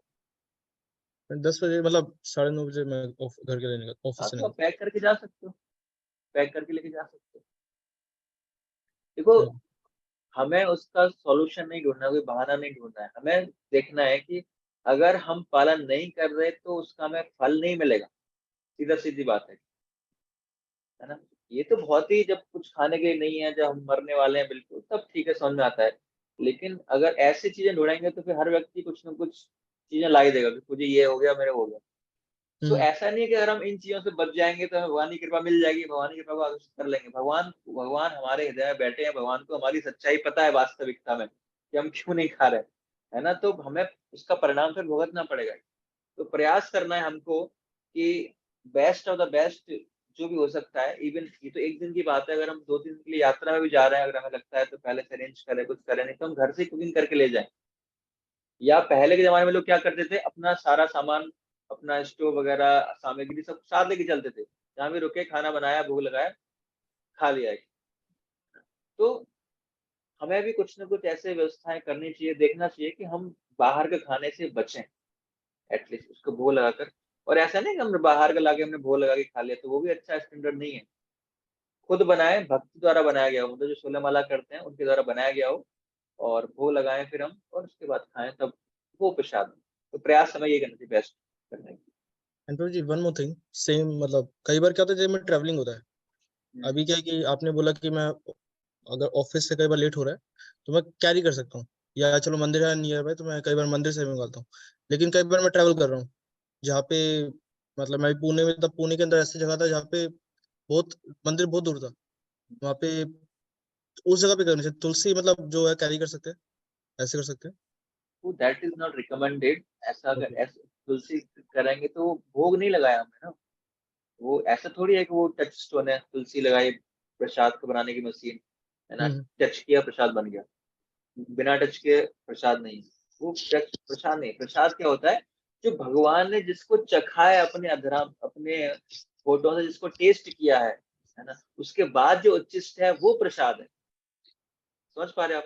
ऐसा नहीं कि हमने, जैसे कई बार क्या होता है कि हमने मतलब 3 चीजें बनाई, 3 आइटम भगवान को ऑफर कर दिए, एक आइटम भगवान को भोग लगाना भूल गए। तुमने क्या कर दिया, जो आइटम भोग लगाया तो उसको मिक्स कर दिया, तो प्रसाद बन गया। ऐसा नहीं होता है ना। प्रसाद मतलब भगवान ने जिसको टेस्ट किया है, जिसको टेस्ट किया ही नहीं भगवान ने, भले हम उसमें तुलसी लगा दें, ऑफर टच कर दें, तो वो प्रसाद नहीं बनेगा और ना ही वो रिकमेंडेड है। वो उसी के बराबर है जैसे हम बिल्कुल बिना भोग लगाए खा रहे हैं, उसी के, उसमें कोई फर्क नहीं है। तो ये परंपराएं पता नहीं कहाँ से आ रही है, मैं उस व्यक्ति को ढूंढ रहा हूँ, है कि तुलसी दे के जाओ साथ में, ऑफर तुलसी रखो, ऑफर जल साथ में रखो, वो ऑफर हो जाएगा। ऐसा कोई ऑफर नहीं होता है ना। ऑफरिंग करनी पड़ेगी आप, चाहे आप रास्ते में हो, कहीं भी हो, किसी भी परिस्थिति में कुछ तो करो, प्रयास तो करो, भगवान को लगे तो सही आपने प्रयास किया कुछ एटलीस्ट। ये तो बिल्कुल ही गलत है। तो इसमें अगर हम ऑफर तुलसी रख सकते हैं तो अनऑफर तुलसी रखने में क्या दिक्कत है? एक छोटा सा ऑल्टर रखें, अनऑफर तुलसी रखें और कुछ लाया भोग लगा दिया, क्या दिक्कत है उसमें? किसी भी जगह भोग लगा सकते हैं। मतलब अगर कुछ परचेज कर रहे हैं, अगर पॉसिबिलिटी नहीं है तो उसे परचेज करके मतलब ऑफर कर देते हैं। देखो वो भी रिकमेंडेड नहीं है, मैंने बताया भक्तों के द्वारा बना होना चाहिए, लेकिन फिर भी अगर आपको लगता है कि नहीं कोई ऑप्शन नहीं है तो फिर कम से कम ऑफर करें उसको, यही है।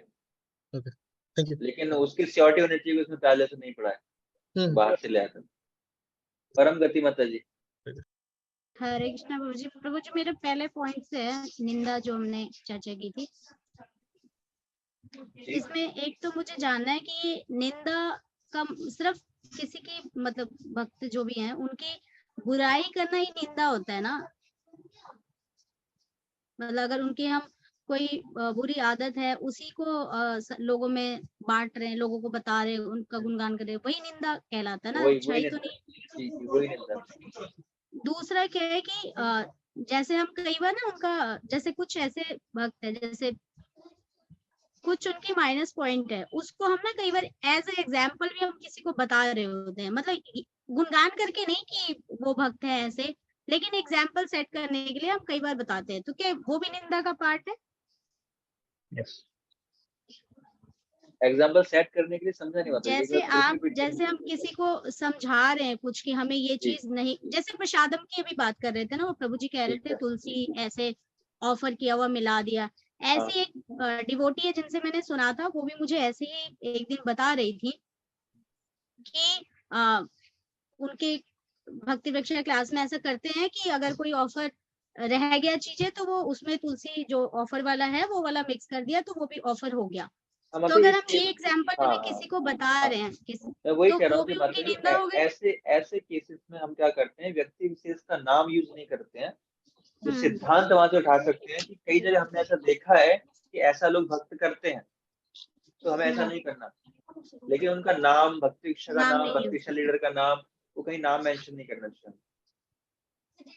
बिना नाम मेंशन किए मतलब एग्जांपल दे रहे हैं। नहीं हमारे मन में आना चाहिए ऐसी भावना कि उस व्यक्ति ने ऐसा किया था। खाली हमने प्रिंसिपल वहां से उठाया, सिद्धांत उठाया कि ऐसा नहीं करना चाहिए, ये चीज हमने उठाई है बस। वो हमारे अंदर से भी अंतर करना चाहिए, वो क्लियर होना चाहिए कि मैं उस व्यक्ति की तरफ, मतलब हमारा ऐसा नहीं कुछ, मेरा जो इंटरेक्शन है या फीलिंग्स हैं, जो ट्रांजेक्शन है, उसमें कुछ परिवर्तन आया है उसके बाद, ऐसा नहीं होना चाहिए। तो सिद्धांत हम ऐसा उठा के हम यूज कर सकते, कोई दिक्कत नहीं। और दूसरा क्वेश्चन है जो विनम्रता की बात कही है, विनम्रता का मेन मोटिव क्या है? हमें मतलब भक्ति में आगे बढ़ाए, हमें इतना विनम्र होना है कि हमारा भक्ति अफेक्ट नहीं होना चाहिए। कभी कभार क्या होता है कि हम हमारी विनम्रता का ना कोई सामने वाला फायदा उठाने लग जाता है और जिससे मानसिक रूप से हम अफेक्ट होते हैं, तो हमें कितना विनम्र होना चाहिए और फिर मतलब मानसिक रूप से विनम्रता का मतलब बेवकूफ नहीं है, विनम्रता का मतलब बेवकूफ कतई नहीं होता है। देखो फिर भी अगर चैतन्य महाप्रभु ने ऐसा हमें बोला है कि अगर हमारे ऊपर कितनी भी मात्रा में कोई भी प्रयास करे दुख देने का, तो हमें सहन ही करना चाहिए, हमारा रिएक्शन नहीं होना चाहिए। लेकिन डिपेंड करता है कि हमारी जो आध्यात्मिक स्तर है वो कितना है। अब जैसे हरिदास ठाकुर है, अब उनको क्या है, मारने का प्रयास कर रहे हैं, उनको मारा जा रहा है कोड़ों से, और वो जल्लाद क्या है, वो सही में मारना चाहते हैं उनको, उसी हिसाब से मार रहे हैं उनको, उनसे जान से मारना चाह रहे हैं। लेकिन फिर भी हरदास ठाकुर का क्या रिएक्शन हो रहा है, वो कोई रिएक्ट नहीं कर रहे, हाँ मारो। लेकिन उल्टा है ना, एक तो ठीक है मारो, वो समझ में आता है, लेकिन उल्टा क्या कर रहा है, उनके लिए प्रार्थना कर रहे हैं भगवान से कि भगवान इनको क्षमा कर देना, इनको पता नहीं ये लोग क्या कर रहे हैं। एक तो मार रहे हैं उसको, है ना, ऊपर से हरदास ठाकुर की जो विनम्रता का एक्सट्रीम कंडीशन, क्या कर रहे हैं, उल्टा प्रार्थना कर रहे हैं। जैसे मान लो हमारे हम पे कोई वार करने आता है, तो पहले तो हम पिटेंगे नहीं, हम रिएक्ट करेंगे उसको, है ना। दूसरा, उसके लिए हम प्रार्थना करें कि ये व्यक्ति जो मारने आया था, इसको नहीं पता है, अज्ञानवश कर रहा था, इसके लिए भगवान इसको क्षमा कर देना, ये अल्टीमेट है। तो हरिदास ठाकुर का उतना स्तर है तो वो कर सकते हैं, लेकिन फिर भी हमें भी यथासंभव जितना हम सहन कर सकते हैं उतना हमें सहन करना चाहिए। अगर जब बिल्कुल फूटने वाले हैं हम, तो फिर रिएक्ट कर सकते हैं, जैसे भी है, मतलब उनको बता सकते हैं भाई ये ठीक नहीं, उस स्थान को छोड़ सकते हैं, कोई सॉल्यूशन ढूंढ सकते हैं, प्रयास कर सकते हैं। लेकिन जितना हम सहन कर सकते हैं उतना हमें सहन करना चाहिए, जितना होगा यही। पर्सनल लेवल पर अगर उस एक्टिविटी से, उस कार्य से मूवमेंट का नुकसान हो रहा है या किसी दूसरे व्यक्ति का नुकसान हो रहा है, देन वी शुड रिएक्ट, समझ रहे हो। तो फिर हमें रिएक्ट करना चाहिए। वैसे ऐसा उसने कुछ किया है, काम किया है, ऐसा कुछ बोला है, तो फिर हमें रिएक्ट करना चाहिए। जैसे भगवान की बुराई किया, किसी भक्त की निंदा की है, तो हमें रिएक्ट करना चाहिए। या और भी कोई ऐसा कार्य जिससे जैसे मान लो आप क्लास ले रहे हो और क्लास में आके कोई क्या है, कुछ गाना बजा देता है आके, तो उससे क्या है कि हमें भी दुख हो रहा है, हमें कष्ट पहुंच रहा है, तो हमें सहन नहीं करना। क्यों? क्योंकि उसमें इतने सारे लोगों को कष्ट पहुंचा रहा है, तो हमें रिएक्ट करना है उस कंडीशन में। तो वो ध्यान रखना है, ठीक है। रामकृष्ण प्रभु।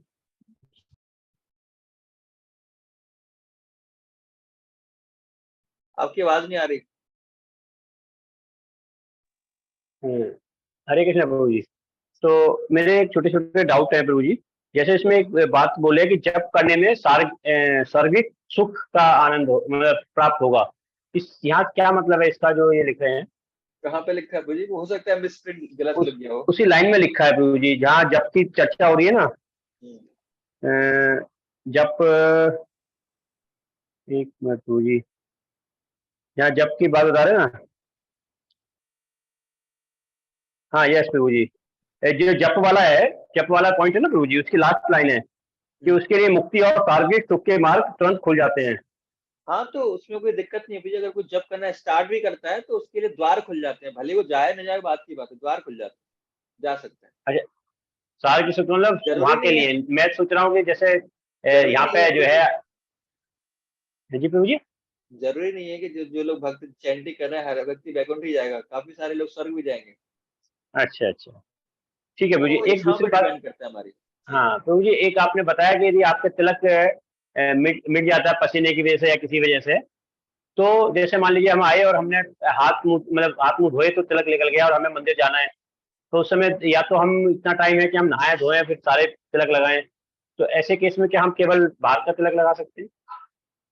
मुझे देखो, अब ये सारी चीज मुझसे क्यों पूछ रहे हैं, है ना। देखो हमने एक सिद्धांत बता दिया कि ये जो प्रिंसिपल्स हैं इनका हमें अपनी परिस्थितियों के अनुसार बेस्ट प्रयास करना है ना। अगर आप पूछो मुझे, मैं हाँ बोल दूं ऐसे जा सकते, तो आप दूसरे बोलोगे मुझे बोला था ऐसे जा सकते हैं, है ना। नहीं, कई बार ऐसी स्थितियां आती है प्रभु जी।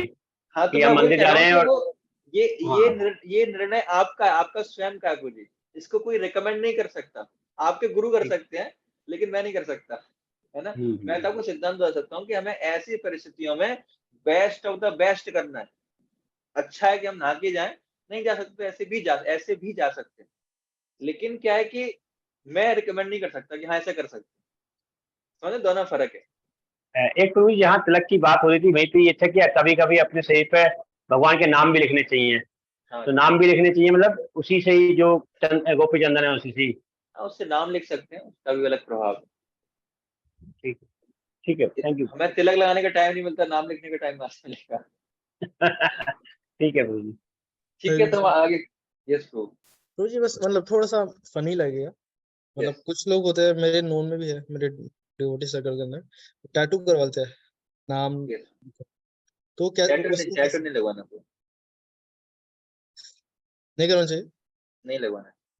हाँ, गोपी चंदन से हम कुछ करवाना है, प्रिंट करवाना कुछ करवा सकते हैं, लेकिन टैटू नहीं लगवाना है। ठीक है, तो आगे हम बढ़ते हैं। कहाँ पर पहुंच गए थे हम?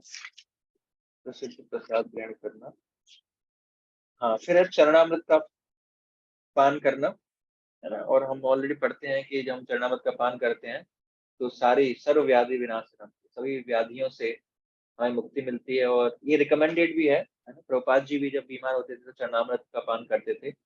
और कभी कभी हमें लगता है कि अ, चरणामृत पीने से अगर सारी बीमारी चली जाएंगी तो फिर मेडिसिन लेने की क्या आवश्यकता है। मेडिसिन का खर्चा बच गया, मेडिसिन लेने की टेंशन खत्म, चरणामृत पीते हैं और चलो। तो क्या करना चाहिए? तो गलत लिखा है उसमें, सही लिखा है ना। जब चरणामृत का पान करते हैं तो क्या है, सर्व व्याधि विनाशनम पुनर्जन्म विद्यते, ऐसा लिखा है, आपको पता है ना।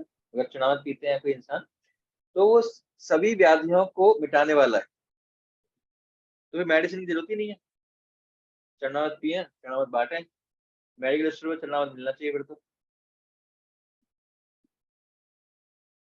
कैसे समझे तो इसको? जो चरणामृत ग्रहण कर रहा है उसकी श्रद्धा के ऊपर डिपेंड करता है। अगर उसकी भगवान की चरणामृत प्रगाढ़ श्रद्धा है तो फिर अगर वो मेडिसिन नहीं भी ले तो शायद चल सकता है।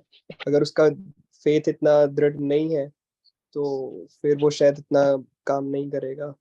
तो सही बताया आपने कि हमारी श्रद्धा पर डिपेंड करता है, हमारा फेथ कितना है उन वाक्यों में। जिस प्रकार हम देखते हैं कि गंगा में एक बार नहाने से सारे पाप धुल जाते हैं, तो फेथ का विषय हमारा श्रद्धा कितनी है। निश्चित रूप से वो वाक्य सही है, अगर हम गंगा में स्नान करके सारे पाप धुल जाते हैं, अगर हम चरणामृत पियेंगे सारी व्याधियों से मुक्ति पा जाएंगे, लेकिन हमारा उतना फेथ होता नहीं है।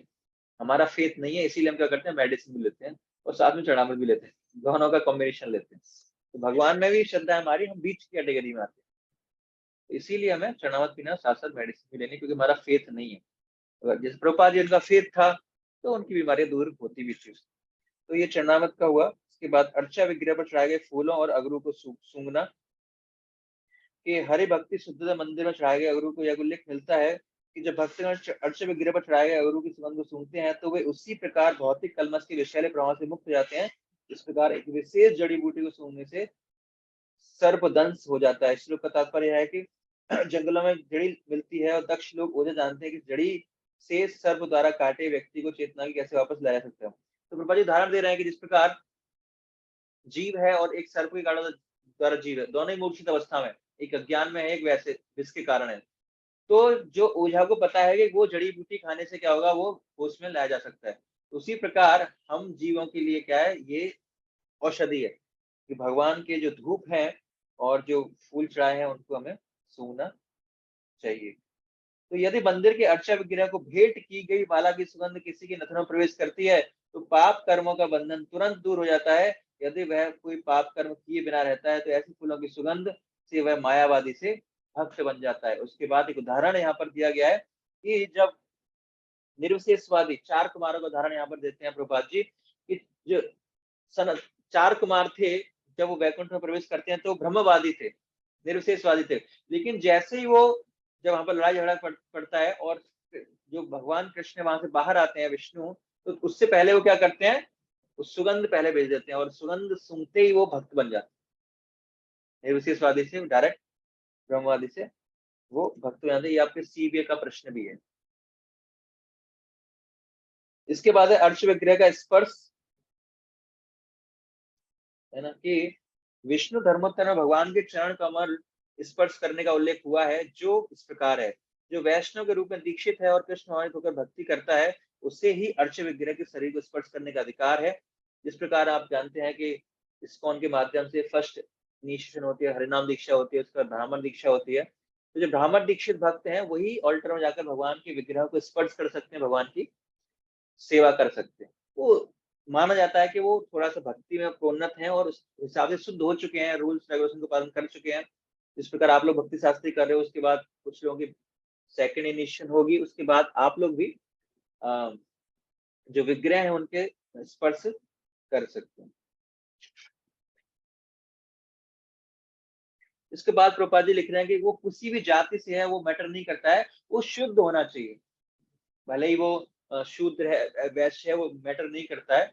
अगर कोई व्यक्ति शुद्ध अवस्था में है तो वो भगवान के विग्रह को स्पर्श कर सकता है। अर्च विग्रह के दर्शन करना है ना, वराह पुराण में श्री कृष्ण के अर्च विग्रह के दर्शन की प्रशंसा में एक कथन आता है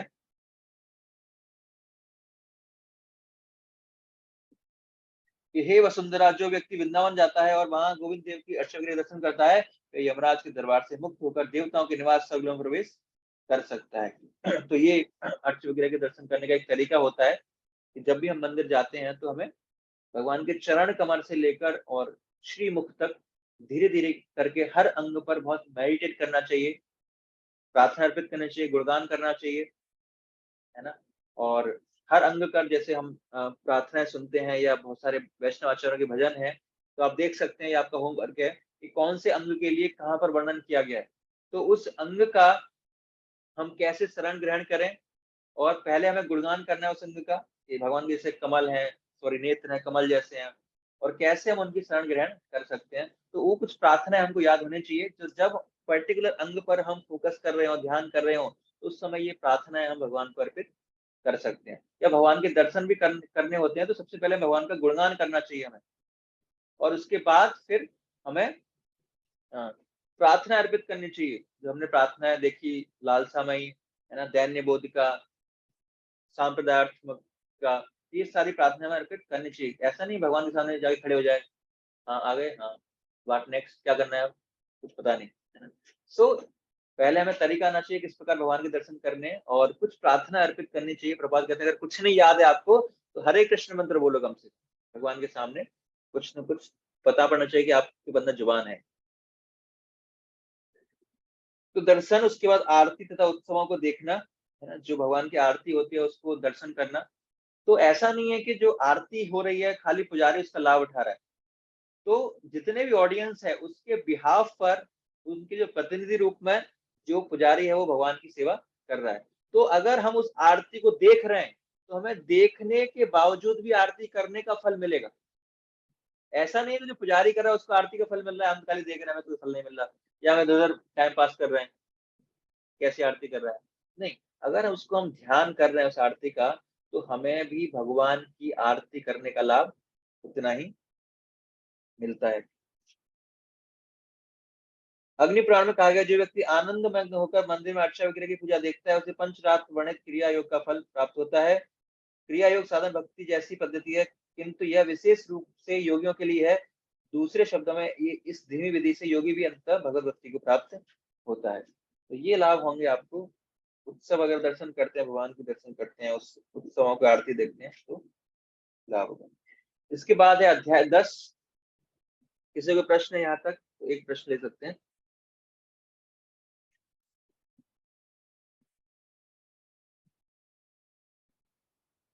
ठीक है, अगर आपके प्रश्न नहीं है तो आप नोट कर सकते हैं। बाल सेव प्रूफ।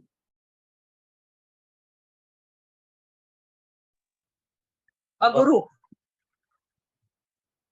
अगरू, जो धूप हम चढ़ाते हैं ना, धूप जो होता है वो उसमें अगरू एक ऐसा पदार्थ होता है जिसको हम जलाते हैं, वो धूप में इस्तेमाल किया जाता है।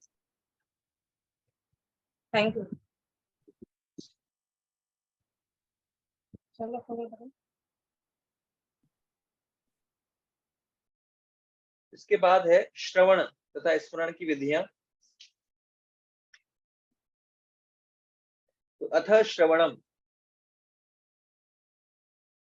चैप्टर 10 जो 43 विधि है, 44वीं विधि है श्रवण करना। अथ श्रवणम, तो इसमें हम देखेंगे नाम श्रवण गरुड़ पुराण से, फिर मंत्र श्रवण, फिर चरित्र श्रवण, है ना, देन गुण श्रवण, तो इनका वर्णन आएगा। तो पहला पैराग्राफ पढ़िए। हरे कृष्ण प्रभु जी। जी।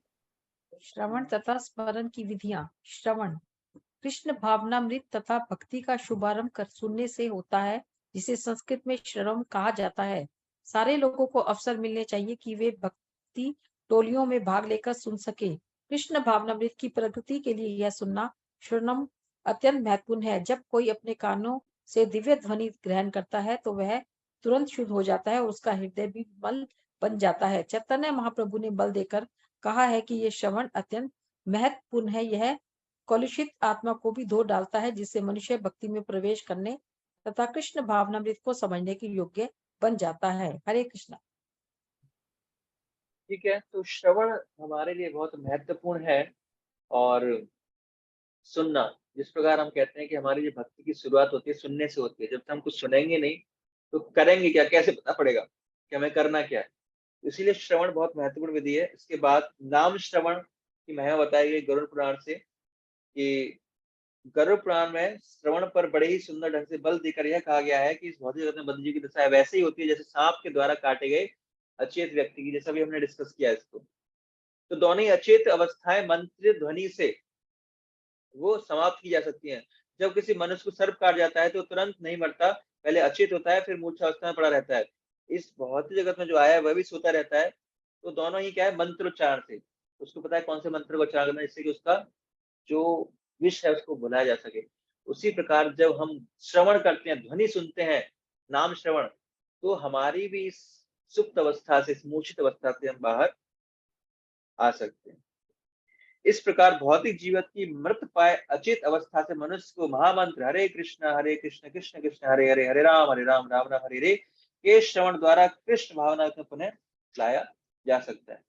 तो इसीलिए जब भी हमें मौका मिलता है, किसी व्यक्ति से मिलते हैं, तो हम हरे कृष्ण बोलते हैं कि उसको हरे कृष्ण सुनाए, मंत्र सुनाए, या हम संकीर्तन करते हैं। क्या है, ये जो जीव मंदिर नहीं आ पा रहे हैं या जो बोलते नहीं है लेकिन सुनेंगे, तो सुनने मात्र से भी उनको लाभ पहुंचेगा। ये है नाम श्रवण। उसके बाद है चरित्र श्रवण। श्रीमद् भागवतम में सुखदेव गोस्वामी ने महाराज परीक्षित से भगवान की लीलाओं के श्रवण के महत्व का वर्णन किया है।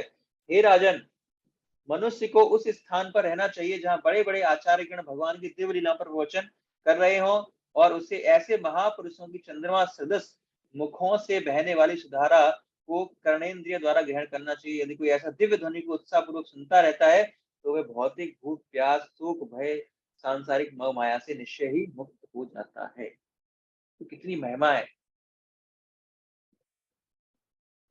कि जिस प्रकार हम देखते भी हैं, जब परीक्षित महाराज 7 दिन तक लगातार कथा सुनते हैं और 3 दिन हो जाते हैं उनको सुनते सुनते, तो सुखदेव गोस्वामी कहते हैं कि थोड़ा सा ब्रेक ले लो, थक गए होगे, थोड़ा स्नैक्स वगैरह, थोड़ा खान पीना, थोड़ा रेस्ट कर लो, 3 दिन लगातार हो गए। तो वो क्या कहते हैं परीक्षित महाराज, नहीं नहीं, मुझे रेस्ट की जरूरत नहीं है, ना मुझे भूख प्यास लग रही है, क्योंकि जो हरे अमृत, जो कथामृत मैं सुन रहा हूँ कानों से, वो उससे मेरी सारी भूख प्यास भय शोक सब कुछ मिट चुका है। तो ये व्यवहारिक उदाहरण है। परीक्षित महाराज ने जब श्रवण किया इस भाव से, तो सारी चीजें उनके जीवन से चली गई, भूख प्यास शोक मोह लोभ सब चला गया।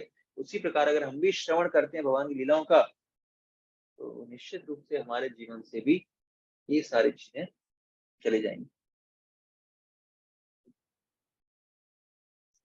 यदि हम वास्तविक स्वरूप सिद्ध व्यक्तियों से श्रवण करें तो हमारे कानों के भीतर वैसे ही सुधा धारा प्रवाहित होगी जैसा कि चंद्रलोक में बह रही है।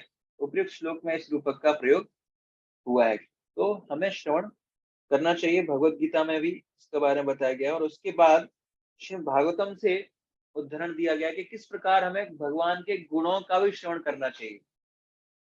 इससे पहले हमने देखा था कीर्तन गाना, अब श्रवण है इन सब चीजों के बारे में।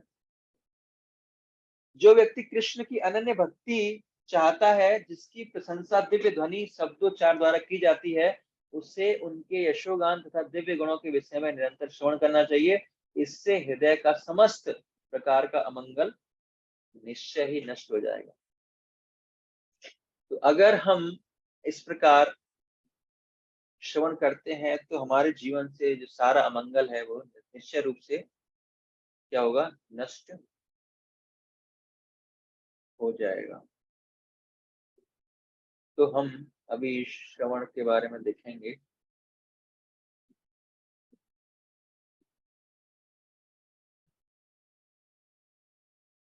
तो 3 प्रकार का श्रवण हमने देखा, नाम श्रवण, नाम का श्रवण करना, लीलाओं के बारे में श्रवण करना, गुण, भगवान के गुणों का श्रवण करना।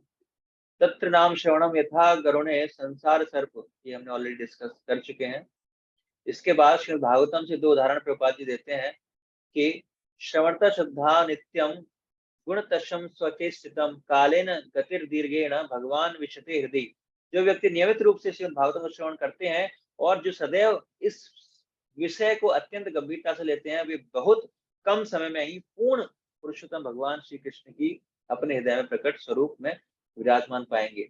प्रविष्ट कर्णरंध्रेन स्वानाम भाव शरोरुहम धुनोति समलम कृष्ण सलिलस्य यथा शरद। भगवान कृष्ण का शब्द या लेखनी में अवतार परमात्मा अर्थात श्रीमद् भागवतम एक आत्म साक्षात्कार प्राप्त भक्त के हृदय में प्रवेश करता है, उसके साथ प्रेम संबंध रूपी कमल पुष्प पर विराजमान होता है और इस प्रकार भौतिक संग के धूल जैसे काम क्रोध आकांक्षाओं को स्वच्छ करता है। अतएव यह कीचड़ से भरे जलाशय पर सतत शरद ऋतु की वर्षा के समान करता है। तो जितनी भी अशुद्धियां, सारी अशुद्धियां दूर चली जाएंगे। सो ये हुआ श्रवण का वर्णन। उसके बाद है भगवत कृपा की आशा करना कि अतः तत्कृपेक्षम, भगवान से अपेक्षा करना भगवत कृपा, looking forward to get mercy, है ना, उसकी अभिलाषा करना। जिस प्रकार इसमें बताया गया है कि 10वें स्कंद का 14वें अध्याय का 8वां श्लोक बहुत फेमस श्लोक है। तत्तेनुकंपां सुसमीक्षमानो भुंजान एवात्मकृतं विपापकम हितवाग वपुर्भिर्विदधन्तमस्ते जीवेत यो मुक्ति पदे सदाय भाग। ऑलरेडी हमने इस श्लोक को डिस्कस कर चुके हैं पहले की क्लासों में, यहाँ पर इतना डिटेल में नहीं जाएंगे। तो इसका अनुवाद क्या है कि जो व्यक्ति आपकी अहेतु की कृपा के लिए निरंतर प्रतीक्षा करता है और अपने अंतस्थल से आपको नमस्कार करते हुए विगत दुष्कर्मों के फलों को भोगता रहता है, वह निश्चित रूप से मुक्ति का पात्र बनता है, क्योंकि यह उसका अधिकार हो जाता है। तो जो भी हमारे जीवन में दुख आ रहे हैं तो भक्त क्या करता है, उनको सहन करता है। तत्त्यनुकंपा, ये भगवान की क्या है, कृपा है। ये कम रूप में आ रहे हैं मेरे दुख, ये मेरा ही क्या है, मैंने ही पाप कर्म किए थे, उसी का भोग रहा हूँ। इसमें भगवान का कोई रंग मात्र भी रोल नहीं है। तो ऐसे दुष्कर्मों के फलों को जो भोगता रहता है और फिर भी अंतस्थल से, हृदय से, वाणी से क्या है, आपको प्रणाम करता है, आपको धन्यवाद देता है, तो ऐसा व्यक्ति क्या है, ऐसा व्यक्ति निश्चित रूप से मुक्ति का पात्र बन जाता है। उसका ही अधिकार, इसका हमने डिटेल में चर्चा की थी। अधिकार मतलब एक संपत्ति है, उत्तराधिकारी मतलब कि जैसे पिताजी की संपत्ति में पुत्र का अधिकार होता है, उसे क्या रहना है, खाली जीवित रहना है। उसी प्रकार अगर हम भक्ति में जीवित हैं, सारी बाधाओं को झेलते हुए, तो निश्चित रूप से जो भगवान की प्रॉपर्टी है उसमें हमारा अधिकार होगा। तो ये उसका यहाँ पर अर्थ है कि हमें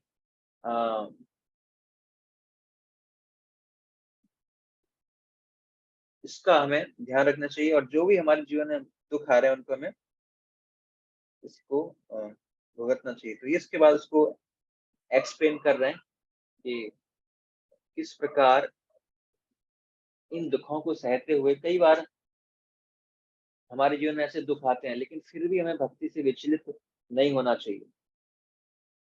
तो भगवान टेस्ट लेते हैं कई बार कि देखो कितना पानी में है, कितनी भक्ति करता है।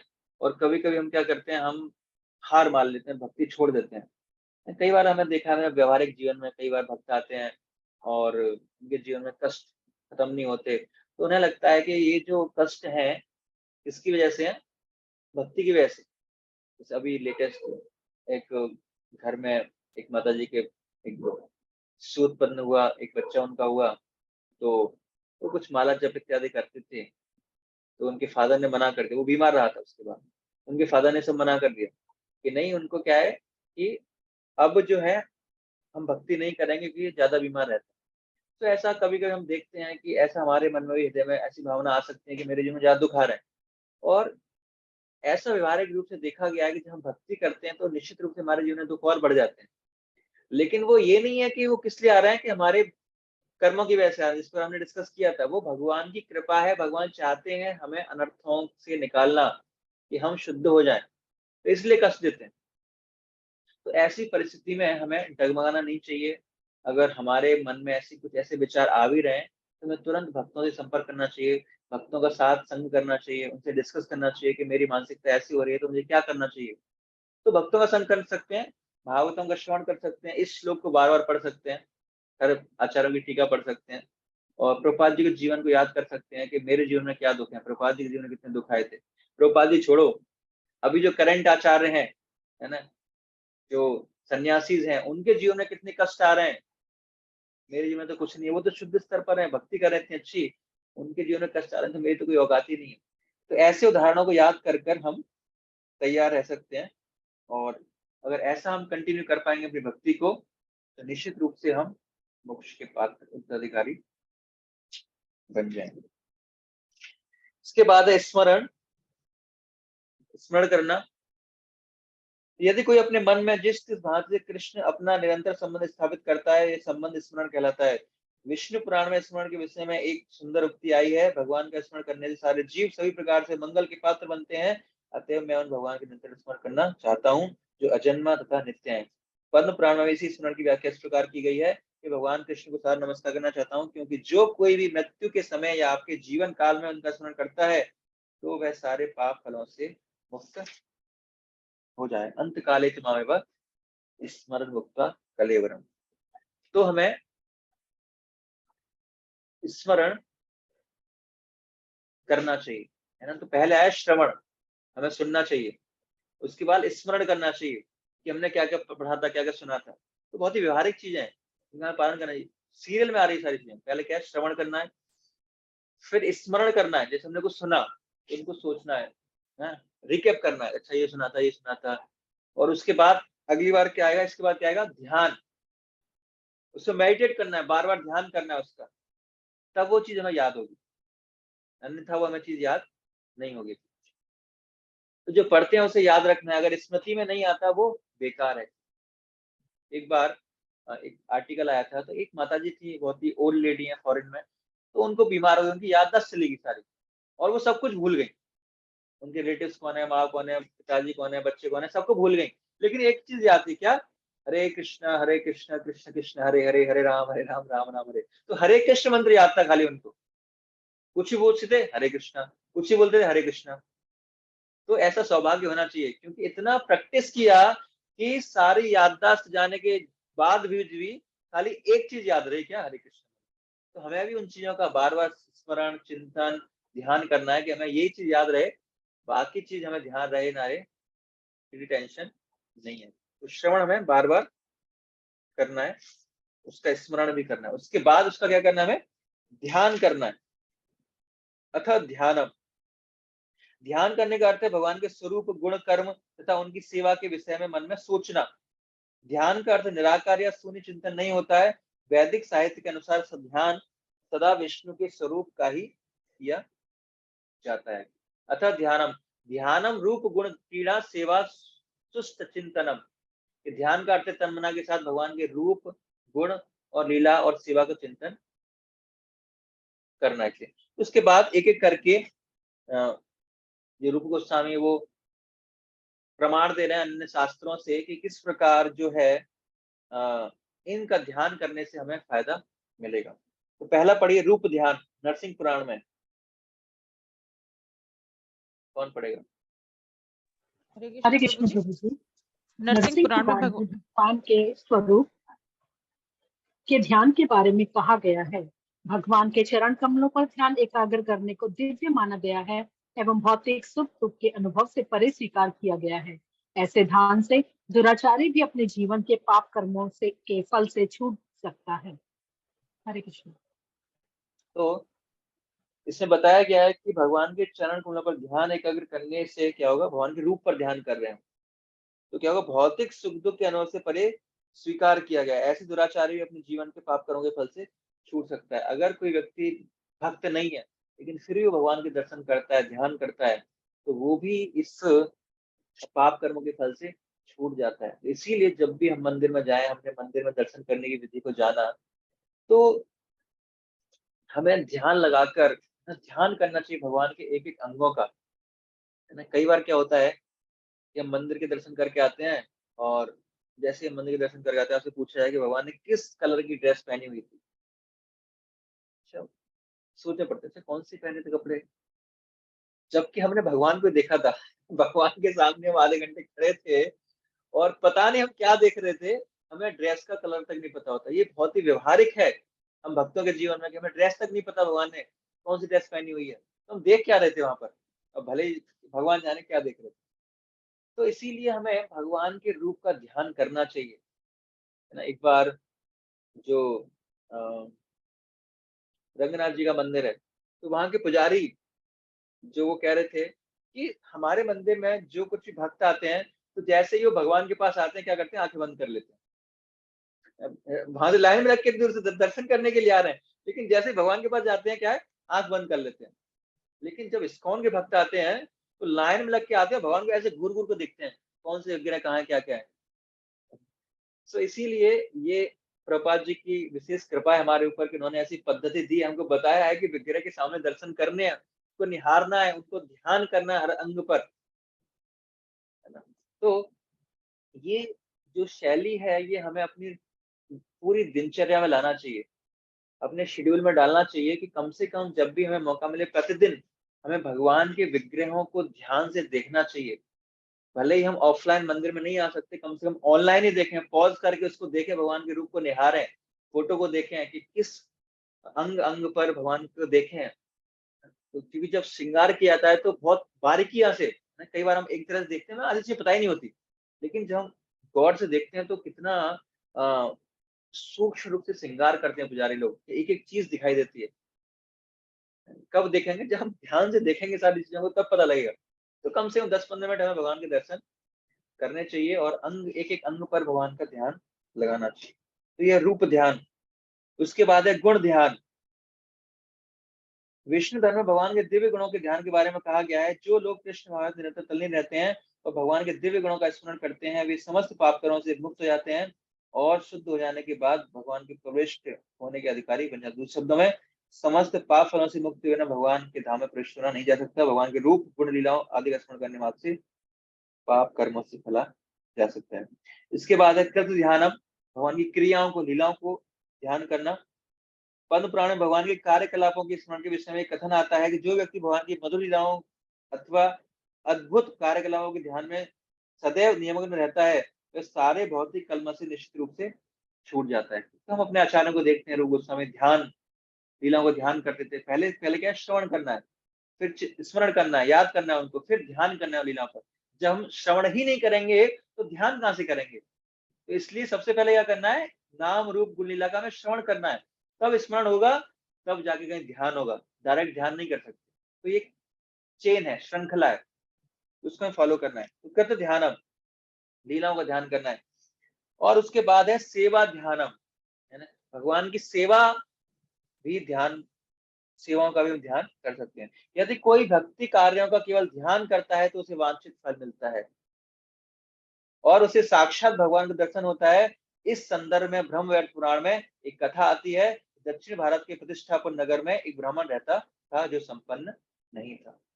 कौन पढ़ेगा इस कहानी को पूरी, आगे तक लास्ट तक प्रभुपाद जी कहानी बता रहे हैं कि किस प्रकार ध्यान करने से, केवल सेवा का ध्यान करने से हमें पूरा फायदा मिलता है उसका।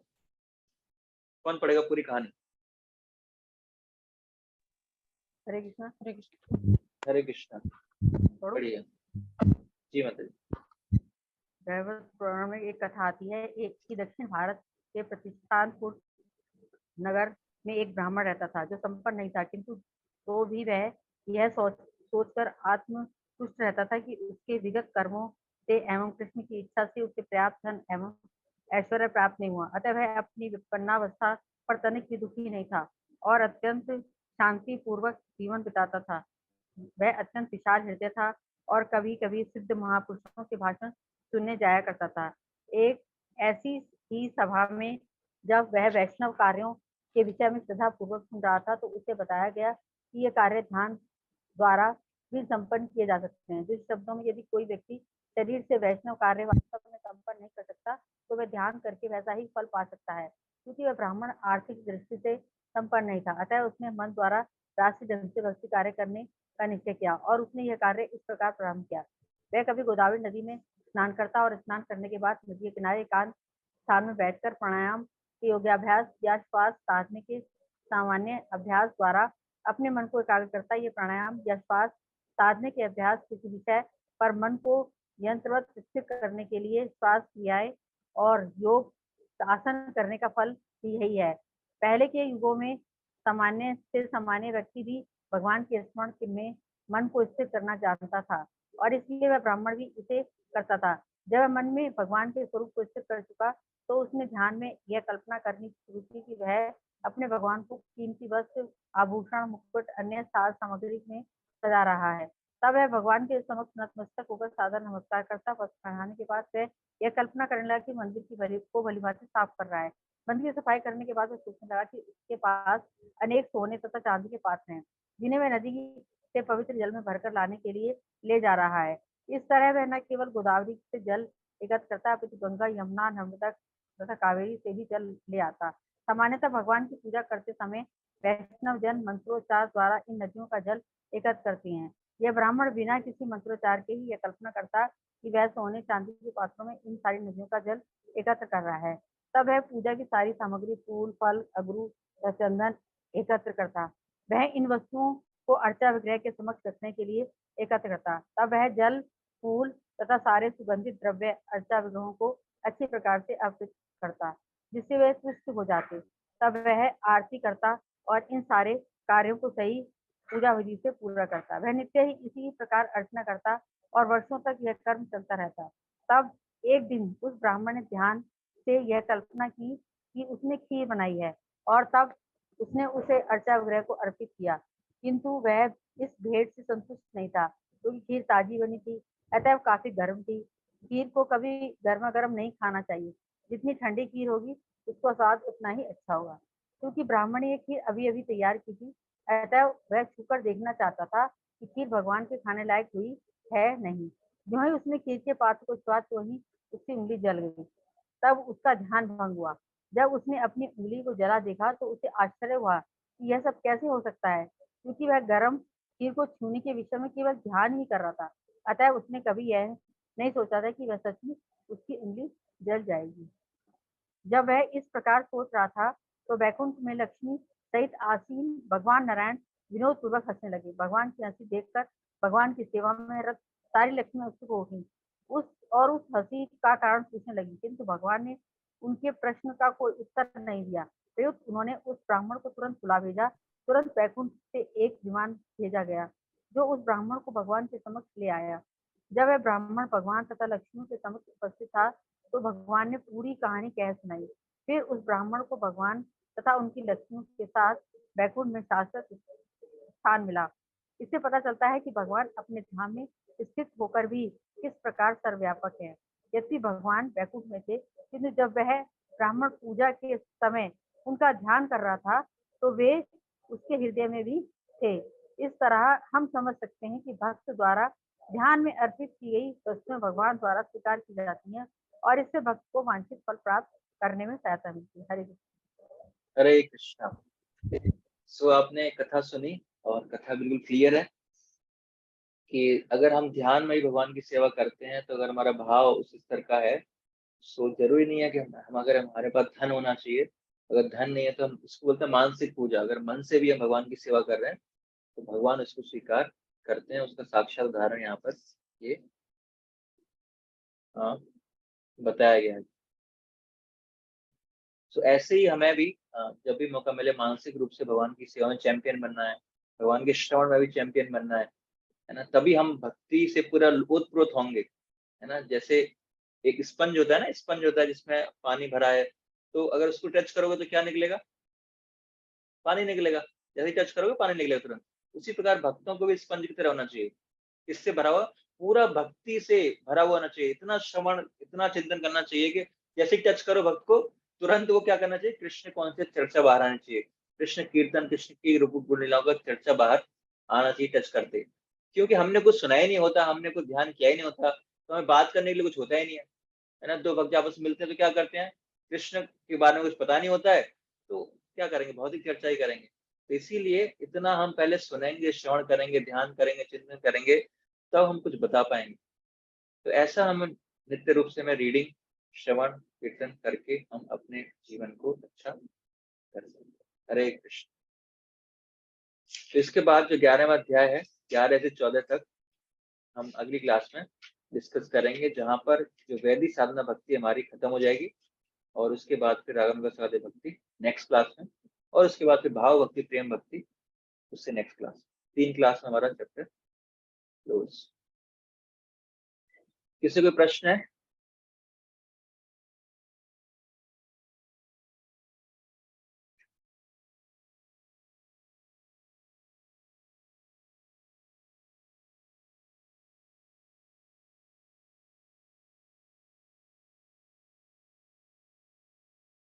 किसी का कोई प्रश्न है? बाल सेवक को प्रभु जी थोड़ा सा उसके ओबीए के बारे में बता दीजिए, किस तरीके से लिखना है। हाँ, ओबीए के बारे में अच्छा है बताया, थैंक यू। सो ओबीए का प्रश्न कौन सा था, कोई पढ़ेगा? पढ़ दी मैं पढ़। आपके अपने स्वयं के शब्दों में शुद्ध भक्ति की व्याख्या का वर्णन, स्वरूप और तटस्थ लक्षण प्रभुपाद की टिप्पणियों, उदाहरणों और विशिष्ट संस्कृत शब्दों के आधार पर करें। हाँ, सो ये जो ओबीए है, आपको क्या करना है, विशुद्ध भक्ति है उसकी परिभाषा लिखनी है। किस प्रकार लिखनी है? स्वरूप लक्षण और तटस्थ लक्षण, दो पार्ट में इसको डिवाइड करना है, स्वरूप लक्षण और तटस्थ लक्षण, और उनको एक्सप्लेन करना है प्रभुपाद जी के कमेंट से, एग्जाम्पल से, और जो भी संस्कृत शब्द हैं वो कहाँ से मिलेंगे आपको? बुक से मिल जाएंगे आपको। तो सबसे पहले आज का इंट्रोडक्शन में आप शुद्ध भक्ति का जो श्लोक है वो लिख सकते हैं, उसका अनुवाद लिख सकते हैं। उसके बाद स्वरूप लक्षण जो है, 3 स्वरूप लक्षण है ना, और उसके बाद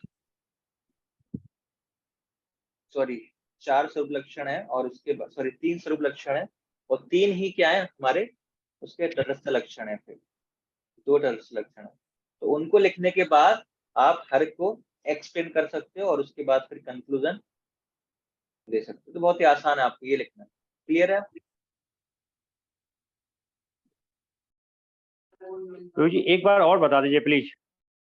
हाँ, तो आप सबसे पहले आपको इंट्रोडक्शन लिखना है ना, शुद्ध भक्ति होती क्या है, और श्लोक लिख सकते हैं, अन्यवलाशा शून्यम ज्ञान कर्मादिनावृतम, और उसके बाद स्वरूप लक्षण आप लिख सकते हैं, जो अनुकूल्यन है, कृष्णा है, अनुशीलनम है, ये स्वरूप लक्षण है। तो इनको एक्सप्लेन करना है इसके द्वारा, जो प्रभुपाद ने शब्द दिए हैं पुस्तक से, तो उनको एक्सप्लेन करना है।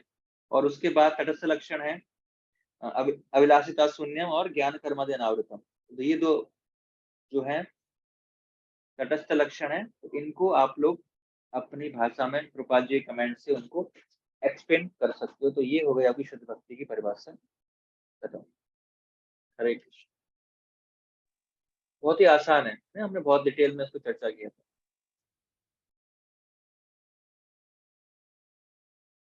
ठीक है, किसी को क्वेश्चन है? प्रभु जी हरे कृष्ण। श्लोकास कैसे रिकॉर्ड करने हैं प्रभु जी, वो भी बता दीजिए। श्लोका तो ऐसे रिकॉर्ड करने हैं जो पहले आप कर रहे थे, वीडियो बना के भेजने। जैसे चैप्टर वगैरह कैसे बोलने हैं हमें, वो पूछना था। चैप्टर जो आपके श्लोक है उसमें दिया हुआ है ना, आपको कौन सा श्लोक है, जैसे 1.1 समथिंग है, 1.1 समथिंग है, उसके बाद 1.2 समथिंग है शायद, तो ऐसे बोलना है आपको, लिखा होगा उसको श्लोक नंबर। आप नहीं बोलते तो वैसे ही सुना सकते हो, श्लोक नंबर बिना बोले ही बोल सकते हो, कोई दिक्कत। हरे कृष्णा प्रभु जी। हरे कृष्णा। प्रभु जी जो श्लोकास के जो अर्थ वो अनुवाद दे रखा है, वो जो आपने वीडियो भेजी है उसमें थोड़ा बड़ा है, जो बुक है हमारी जो माता जी एक्चुअली आप देखिए दोनों का भाव वही है, आपको जो अच्छा लगे आप बोलो, कोई दिक्कत नहीं। एक्चुअली श्लोक का जो अनुवाद है हमें एज इट इज बोलने की नीड नहीं है, उसका जो भाव है वो क्लियर होना चाहिए, तो अपनी भाषा में बोल सकते हो आप उसको। ठीक है, थैंक यू। हरे कृष्ण गुरु जी।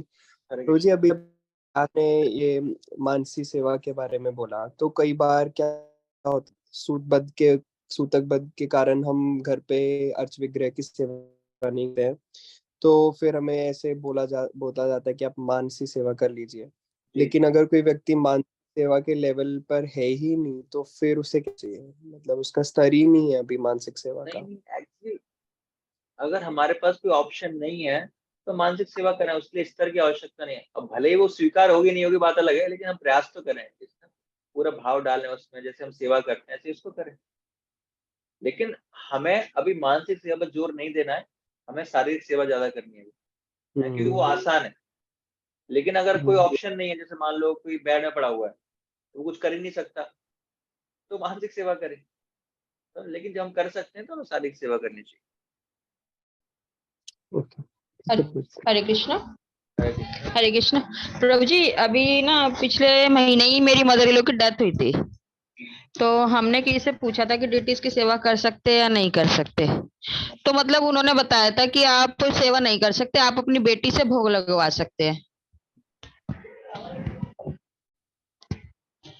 ये क्या ठीक है प्रभु जी?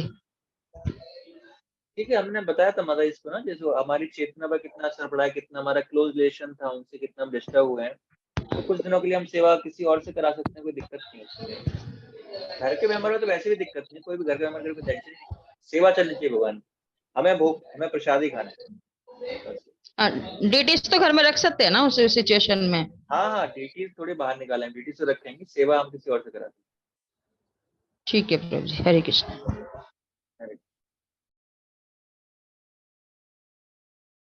ठीक है। हरे कृष्णा कृष्णा कृष्णा हरे हरे, हरे राम राम राम हरे हरे। तो जो आगे के चैप्टर्स हैं आप उनको प्लीज पढ़ के आइएगा, और फिर से हम वही स्पीड में चलने वाले हैं, 4 चैप्टर अगली क्लास में कंप्लीट करने हैं। सो आपसे प्रार्थना है कि आप उनको पढ़ के आएंगे तो आप साथ साथ उसको फॉलो कर पाएंगे। जगत गुरु श्री प्रभुपाद की जय। हरे कृष्णा प्रभु जी, प्रणाम।